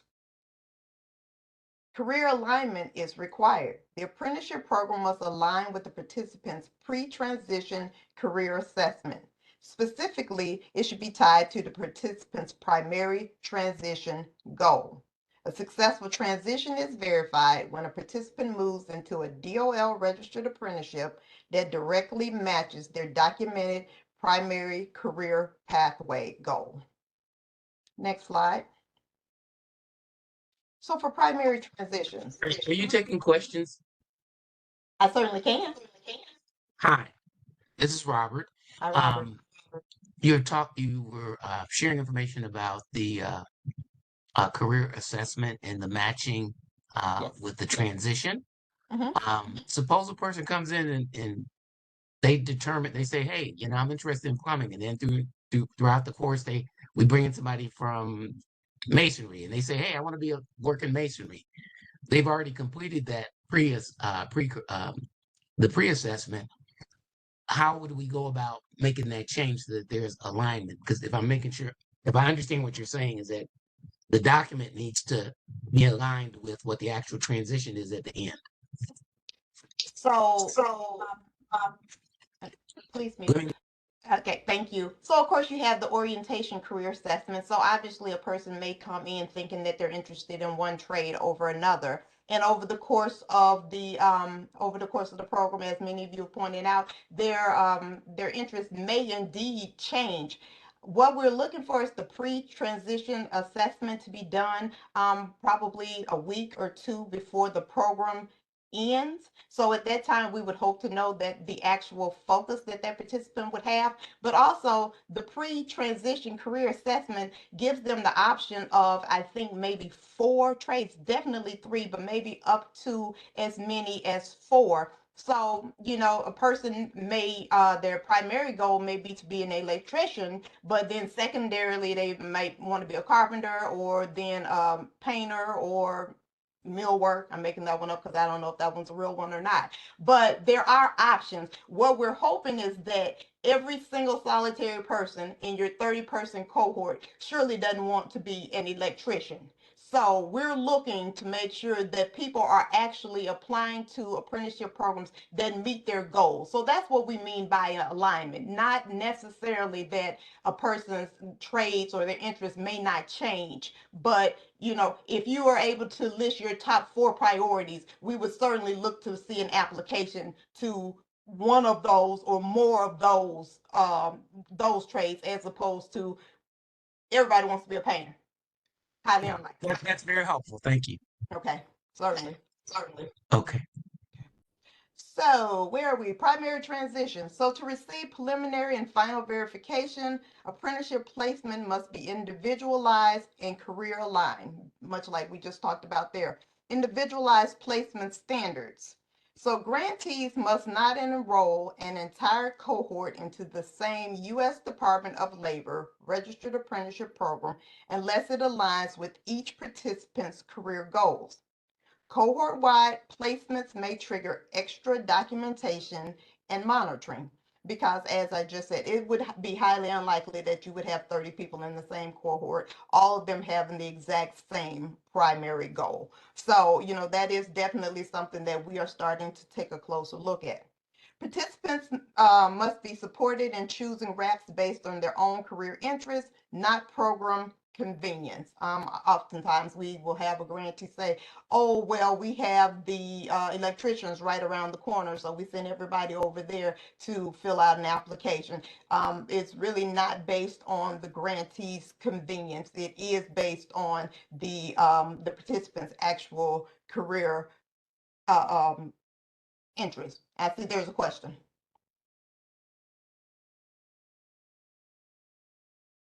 Yes, what if the DOL program that we refer them to have their program set up where they're offering all of the, I'm sorry, I missed the end of what you asked. you were stating that it is unlikely that if Okay, we we'll were, come back to you and at the end. Let me get through this real quick.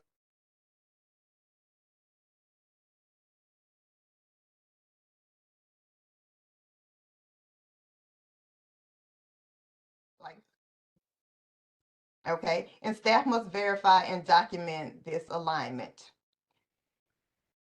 Go back just one moment, Shiva. Okay, so as far as your grantee responsibilities, you are to provide individualized counseling based on career assessment results. Connect participants with RAPs and employers that match their selected trades, and do not steer participants into trades or RAPs solely to meet performance metrics or to earn PTP credit, and that's primary transition preliminary credit. Verification depends on participant-centered placement, documented career alignment, and ethical guidelines, not one-size-fits-all apprenticeship routing. Okay, next slide. So career assessment compliance. Grantees must follow each individual participant's pre-transition career assessment and use the results to guide career exploration, training, and placement activities. Next slide. RAP applications must be participant-driven, goal-aligned, and fully documented to qualify for transition credit. The application for career alignment and participant consent. The application or enrollment must align with the participant's pre-transition career assessment. Participants must personally express interest and give consent, and applications cannot be submitted on a participant's behalf without their involvement. Applications to unrelated trades for convenience, quotas, or performance metrics do not qualify for PTP or PTF credit. And once again, that's primary transition preliminary and primary transition final credit. All primary transition requirements must also be met. So what are the required elements for verification documents? To be accepted, transition verification documents, including receipts or confirmation emails, must clearly include the name of the Illinois Works Pre-Apprenticeship Program graduate. You would be amazed at the amount of documentation we receive that does not include the graduate's name. The date of the application, an enrollment date, or a hire date.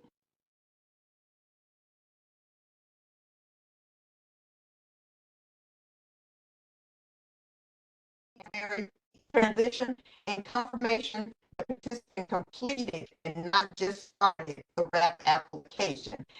That don't typically need a copy of the application. We need documentation from the third party, from the RAP, confirming that the participant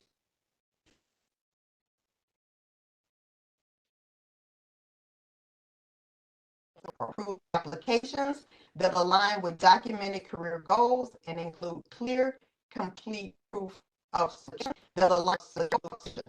Next, please. Next slide. Hey, Monica, just real quickly, there Sure. is we're having some audio connectivity issues with your presentation. I don't know if there's anything you can do about it Just want to give you that. Nope, I don't think so. But I will try my absolute best. So I'm sorry, I did not realize I was having problems, but I will try and get through these next two slides as quickly as possible. Okay. Okay, Robert said to turn off my video, so I'm gone. Video gone. Okay, so let's talk about secondary transition documentation. Secondary transition captures successful outcomes outside of construction apprenticeship pathways. Acceptable secondary transition documents include a pay stub from employment in a non-construction sector. And I just like to make the point that if you're going to submit a pay stub and a pay stub only, it needs to be a very detailed pay stub. Once again, sometimes we receive documentation where the pay stub doesn't even very clearly say the employer's name, or obviously we cannot tell if the person is full-time or part-time. And it should be noted that for secondary employment it would need to be permanent full-time employment. So we want to make sure that if we receive a pay stub, it is as detailed as possible.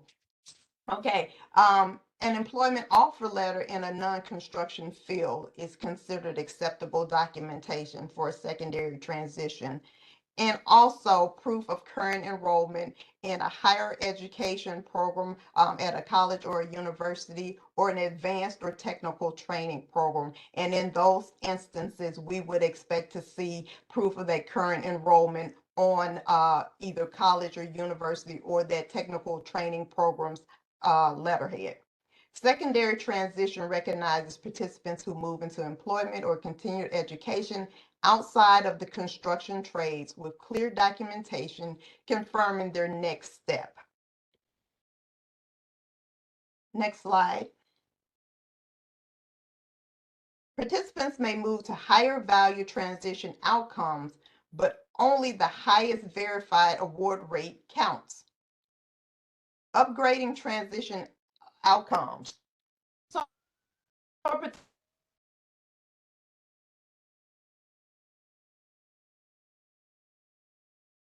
percent measure award rate at 70% or 100%. When this happens, the hydrogen expansion with the floor replaces the earlier one. Reporting, compliance, and reimbursement are based only on the highest verified rate. There is no downgrading. Once a participant earns a higher award rate, they cannot later be counted at a lower rate. Okay, so, and Shiv, if you give me the next slide, please. Okay, so I understand from the comments here that perhaps I'm still going in and out. Shar or Edwin, are one of you available to pick up the presentation? Yeah, I can do it. That's no problem. Okay, if you would continue, I'd appreciate that. Thank you. Absolutely not a problem. All Mhm. right. So let me just go over this slide from the beginning just to make sure there was anything lost here. So carryover credits allow grantees to receive financial reimbursement only. Compliance ratings do not change. So what happens during a carryover credit administrative extension? So no new enrollments. Programs cannot enroll new participants. No instructional program activities. Again, only transition services may be provided to previously enrolled participants. Now, the reimbursement processing, grant managers submit earned reimbursement to the financial grant managers. It must be completed by October 31 of the administrative extension year. So just a few rules for key administrative rules for that. So the optional extension, grantees must opt in by submitting documentation during the administrative extension. Grantees may close their grant at any time, but will forfeit unclaimed funds. Is there another slide for this, Sheba? Can you see? Or yes, thank you. Now the timeline structure, standard administrative extension runs from January 1st through December 31. The carryover credit portion ends October 31st. Remaining months are used to permanently close the grant, And when is the CCAE used? Most common after year 3 of a grant. Also available if a grantee declines a year 1 or year 2 renewal. Begins immediately after the final programmatic year. Again, the carryover credit administrative extension lets grantees capture remaining financial credits through the transition outcomes only, with no new programming and a structured closeout timeline ending of October 31st. All right. So a few updates on there, and apologies again for not being able to hear. But any questions? I know there were some in the chat, and there was someone who was trying to get unmute themselves, but there were audio issues happening. If you still have that question, please unmute yourself. Yes, Edwin, it was the question originally came in from Norvetta. Are you able, Norvetta, to ask your question? Yes, I was, the question was if there is a rapid program that does multiple training, if they're training in electrical, carpentry, plumbing, and we refer our participants over if they have an opening. Can we do that? Because she was stating, it is unlikely that a program would take over all the participants if someone's going into electrical. But if there's a program that offers not just electrical, they're offering of an array of all the trades, and they have an opening. Can't we port them over to that entity if it's not like direct union? Some unions is straight carpentry, electrical, we understand that, but there are other ones that's out there that do all of the trades.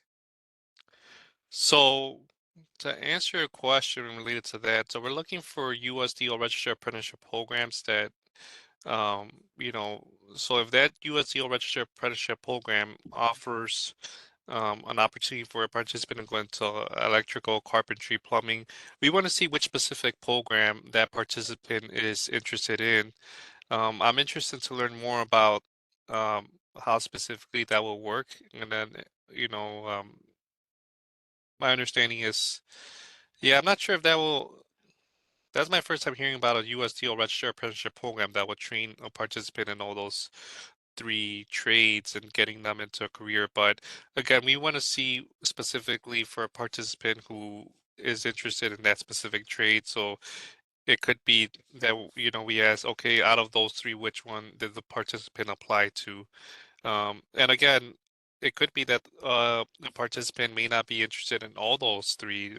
Those aren't the only 3 trades in the construction field. You know, there's many more, a lot more out there. So it's highly unlikely that all the participants in your cohorts or in your program are only interested in those 3 trades that that one program may offer. So again, we're looking to see, is that are those orientation career assessments, or ultimately, are the participants applying to and, you know, being offered opportunity to go into what their interests are? And that's the reason why we're also having the requirement of the dedicated transition service coordinator to help facilitate that, to ensure that our participants are going to specifically those DOL registered apprenticeship programs for those trades that they specifically have an interest on. Right, Thanks. I understand that, and I'm not saying, I just gave an example for those 3, but there are ones where it may be the first year. For that first year, they're introduced to all of the, you know, the areas of, that they're interested in, say if they had all 4. And then they say, well, now I want to go into electrical. And then they are able to do the 4 years, the other additional 3 years of electrical on a 3-year apprentice program. But I can speak directly with our grant manager Yeah, in please do. regards to those specifics. Yeah, please do. That would be great. All right. I do Thank have you. a couple questions came in the chat, and we'll come back to you, Robert. Thank you. Daisy asked, participants oftentimes change their minds throughout the program or apply to a union that is open, even if it's not their top choice. Would that not be accepted then? No, that's not what we're saying. So we'll be accepted. Ultimately, as my colleague Monica had mentioned earlier, we just want to make sure that um, what we've often seen is the entire cohort applies to, and again, this is just one that I'm thinking of. It isn't necessarily just, let's say, for example, the painters, a single cohort, every single participant, we see their transition document, primary transition apply to the painters DO register apprenticeship program. It's highly unlikely, and then we go to the transit orientation or pre-transition career assessment. It's not listed on there. It doesn't mean that they didn't change their mind, but it's highly unlikely that every single participant in that program wants to become a painter. So we just want to make sure that, you know, the participants are applying to trades and registered apprenticeship programs of their choice and of their interest. Okay, thanks, Edwin. There was also just a point of clarification. I think that the naming convention that's being defined is not does not match what IWRS requires for uploads. Mm. Yeah, we'll look into that. We'll follow up with that and we'll look into that. Thank you, Jeff. Yep.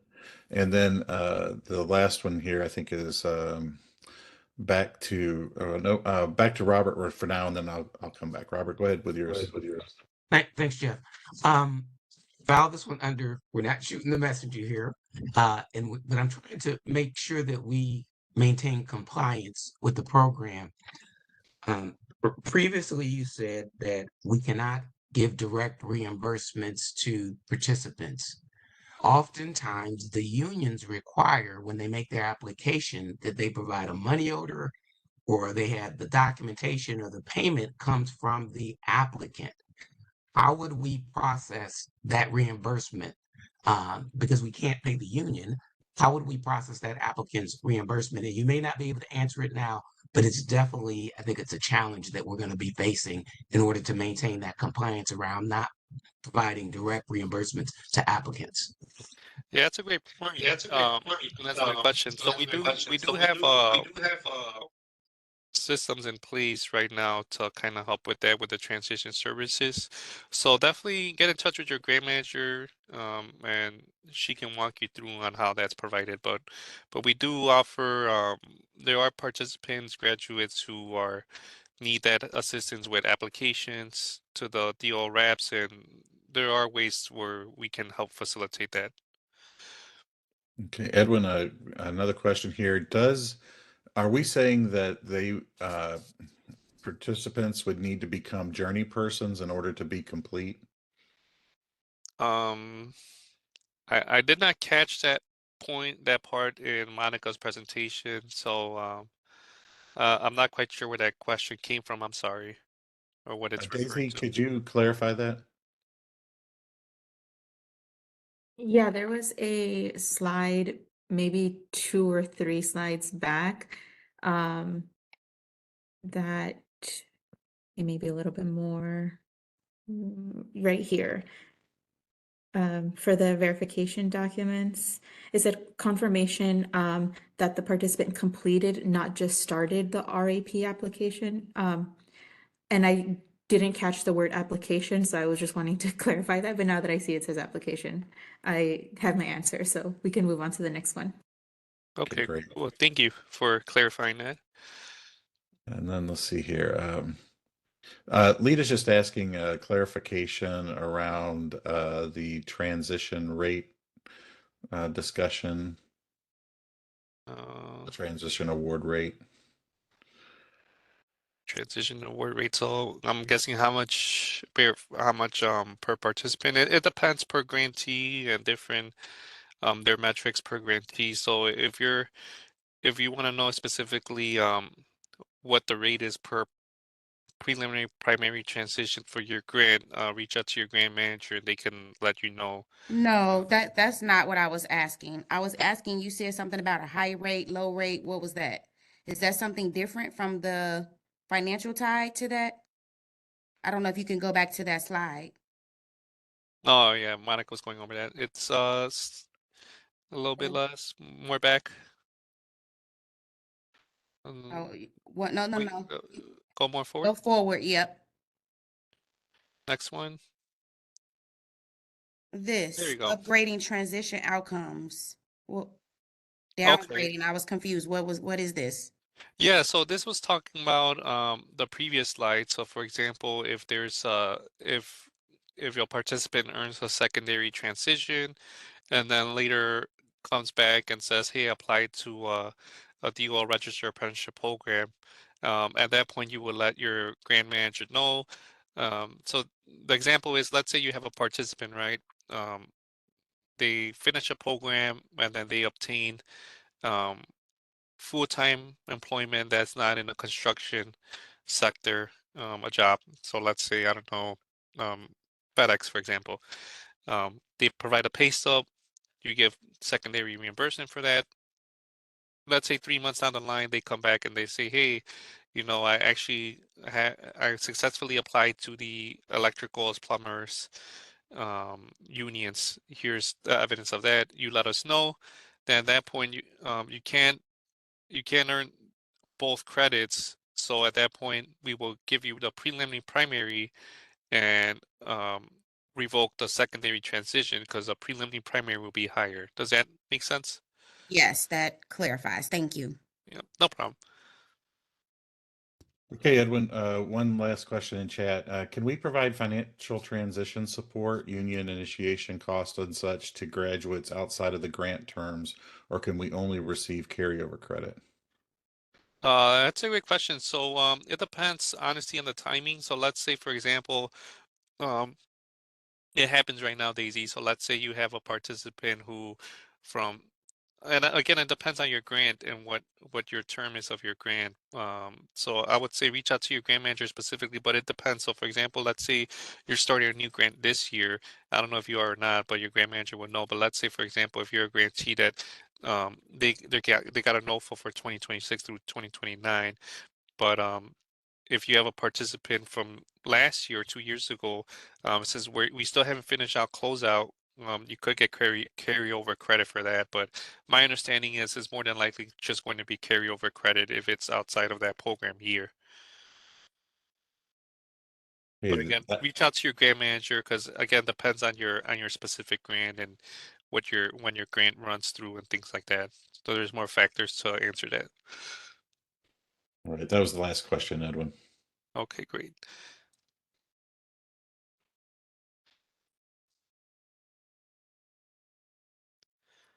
All right, great. So thank you for all those great questions. Please ask more.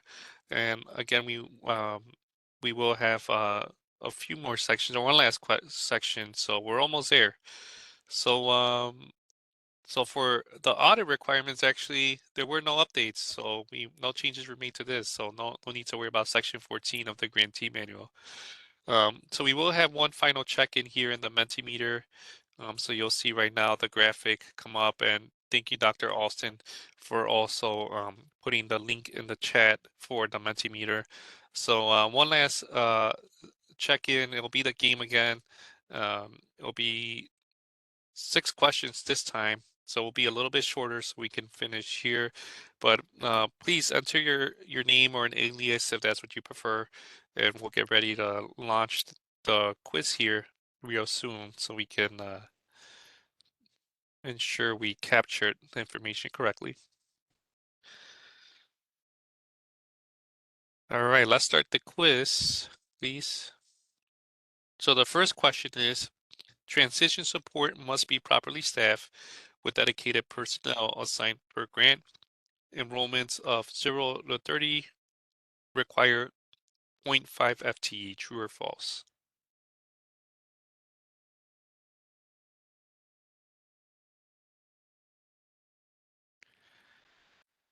All right, the answer is true. Um,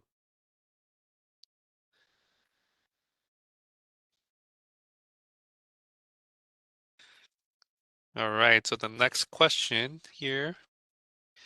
Transition outcomes must be documented and aligned with participant career goals. Document a participant's pre-transition career assessment. True or false?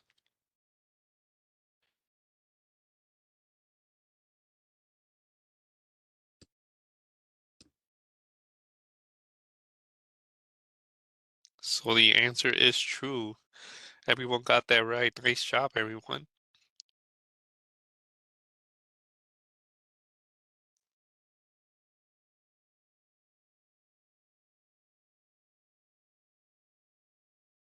So secondary transition documentation includes pay stub from employment in a non-construction sector and other defined options in the 2026 manual. So is this what secondary transition document uh, can include or does include a pay stub from non-construction or other options? Yep, the answer is true.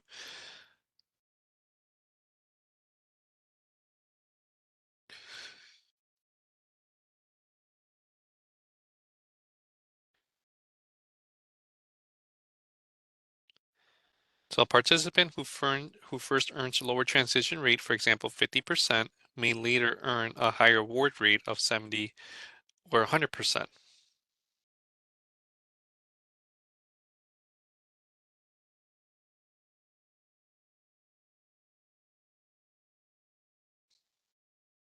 Again, the answer is true. And then let me take a little bit of kind of clarify that one because it's expanding that on the question that I'm sorry I forgot who asked that, but who asked clarifying that. So again, let's use the example of a secondary transition. Let's say it's being awarded at the 50%, and then later on the participant says, "Hey, I applied and actually got accepted to the IBEW Electrical Register Apprenticeship Program." At that point, we would take back the secondary transition verification, give you preliminary, primary, and final to give you that 100% for both them applying and them getting accepted. So that's why the answer is true. It can occur later on still. Next question, please.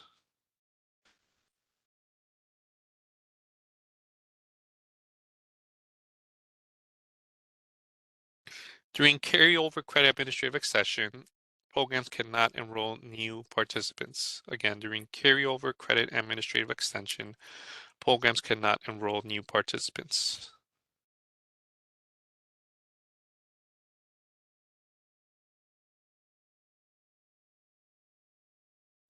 The answer is true. So unfortunately, no new participants can be enrolled during the administrative extension for carryover credits.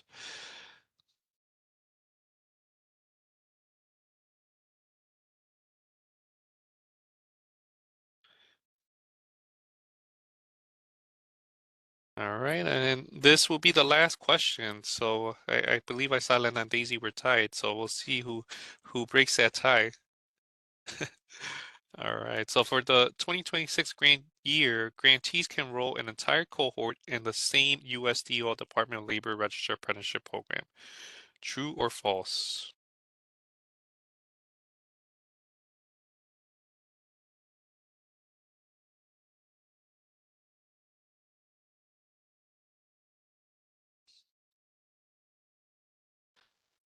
All right, the answer is false. Again, as mentioned earlier, we're starting to look and see that participants are applying to USDL Registered Apprenticeship Program of their choice and of their interest. So let's see the scores.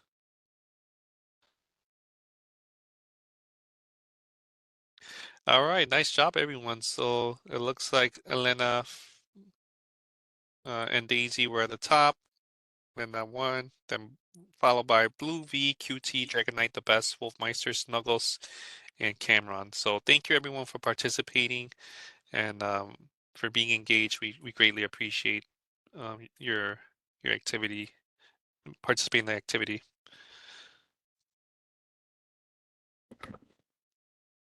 All right. Well, I get to kind of bring us home again. Thank you, Shar, Monica, Edwin. Edwin picking up the extra work there. Thank you for doing that and stepping in.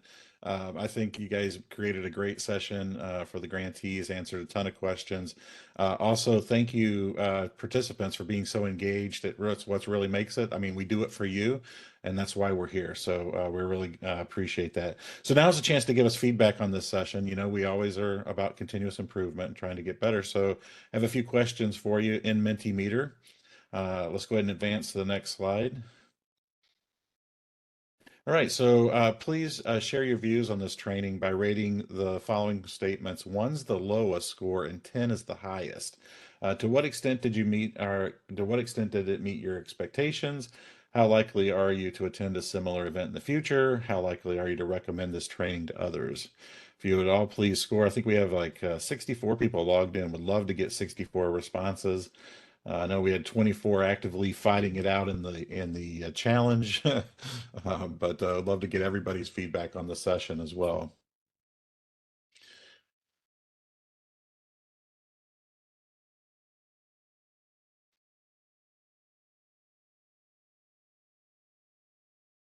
Thank you for those that continue to respond. Again, we want to hear from as many of you as possible, because we value each of your input. And looks good. Appreciate the positive feedback as well as constructive too. So that's helpful. Thank you. All right, next up, we'll move to the next question. The course was relevant to what I wanted to learn about this subject matter. Do you, from strongly disagree to strongly agree? So check your display there, and the course was relevant to what I wanted to learn about the subject matter. So Grantee Manual 2026 Grantee Manual update. What changed? How are we feeling? Got a lot of strongly agree so far. A few strongly disagree, somewhat agree. Again, thank you for everyone for their feedback. This is really helpful. All right, and for all of these, we're going to be asking some open-ended comments. We're going to pick your brain a little bit about how we can make things better. So let's advance to the next slide.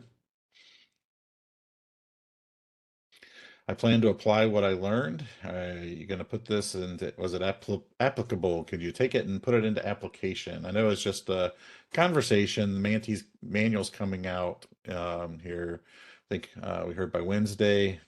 So once you have that in your hand, I know that'll help tremendously. But are you going to apply what you learned? I hope so. And I hope you're able to put it into application. Looks like we have kind of a split and some strongly disagree to strongly agree. Again, appreciate that. Okay, let's keep going. Let's go to the next question. Everyone, please, this is a really important question. What improvements might you recommend? I'd love to get your thoughts on how we could make this session better. Please give us all your feedback. If you have no comments on how you could make it better, NA is fine. Just let us know that you're still out there. Again, all feedback is appreciated and welcome. This is just helps us continuously improve. So we got some excellent, not applicables, got an outline at the start, maybe slides, presentation, grantees taking notes. Appreciate the highlight on what changed, bullet point slides, when there's large portion of content, some design comments there. Yeah, and we do check your connectivity, and we do that. Something must just come up. More grantees before grantee manual be published. Okay, these are great. So providing some meeting prior to the meeting, slides prior to the meeting. That's interesting, like a kind of a preview. Better prepared questions. Less meetings, no games. I have the manual available before we start. Audio technology. Thank you. Again, all of these are appreciated. Great. Well, this is really helpful. Thank you for all the thoughtful feedback. And Lita, thank you for dropping yours in chat too. Appreciate that. This is great. Awesome. I love the feedback. Thank you so much. This is really helpful for our team. Okay, let's move on to the next question. Again, you still have a chance to reply to this. And what did you find effective? If we make changes, what would you recommend we keep? Because there's always trade-offs with the amount of time. And again, this was a fairly long session, and I know that we had a lot to get through. Okay, we got some programmatic feedback here, but also anything on the presentation. Highlight on the changes. Anything updates, always helpful. Yep. Absolutely. Hopefully this helps you because again, we appreciate you're kind of our welcome back group, right? I mean, this is not your first rodeo. This is why you're here. So it's trying to help get you up to speed quickly. Yeah. Communication, keeping it two-way. Questions. I agree. I think the questions really add a ton of value when you guys ask those because you're likely not alone. I saw several shout outs where people would ask a question, someone else would say, yes, that was a good one. So you're asking for other people too, right? That's what we tell everybody in the trainings. So same applies here. Icons on the slide were helpful. Okay. All right. Um, Great feedback again. Please continue to provide it. I know we're dropping off here. Only at 16 comments, so but please drop even NA is fine in there. That helps us know. And I think that's the last question. But or do we ask the one more? Let's see. Shiva, if you would advance to the next slide. Yeah, this is the one last one. Is there anything else you think we need to know? The last, anything else? NA, you put there again, let your grant manager, PD know. It's all appreciated feedback. Again, we do this for you. We really want you to start the year strong and have a successful year. It's been great seeing some familiar names and chat and questions, and we're really excited about the 2026 year, ready to get that off and running, and really glad to have you be a part of it. Again, thank you for this feedback. Please continue to drop that into the meeting here. And with that, it'll stay open for you here just a little bit. But if you would, Shiva, just go to the presentation. Final slide is just a chance for us to say thank you from the team on behalf of all of us here at Illinois Works. We want to go ahead and go to the next slide. We just wanted to say thank you. And we know you have a lot to do and you have things to get to and lunches. So hopefully that goes well. Presenters, again, thank you for knocking it out of the park. Great job today, rolling with everything and the questions. And yeah, I hope you have a great day. And we'll see you at the next onboarding session. Jeff, can I There. do just a couple of really quick Oh, announcements as you're yeah, wrapping Gia. up? Yeah, absolutely. Okay, so just a couple things to give you guys a heads up. Jeff already shared that the Grantee Manual is coming out soon, but also based on some of your feedback, I want you all to know that a memo is going to come out that will summarize all of the updates. So that will allow you to review all of this as well as share it with your team members. And this recording will be posted on the partner guide. Give us about 3 to 5 business days to get those posted. And we will include these slides. So hopefully all of those additional tools will assist you. Okay, Jeff, back to you. Well, that was it, Gia. Nice way to end it there. Thanks for coming in on the close. All right, everyone. Have a great day. Take care.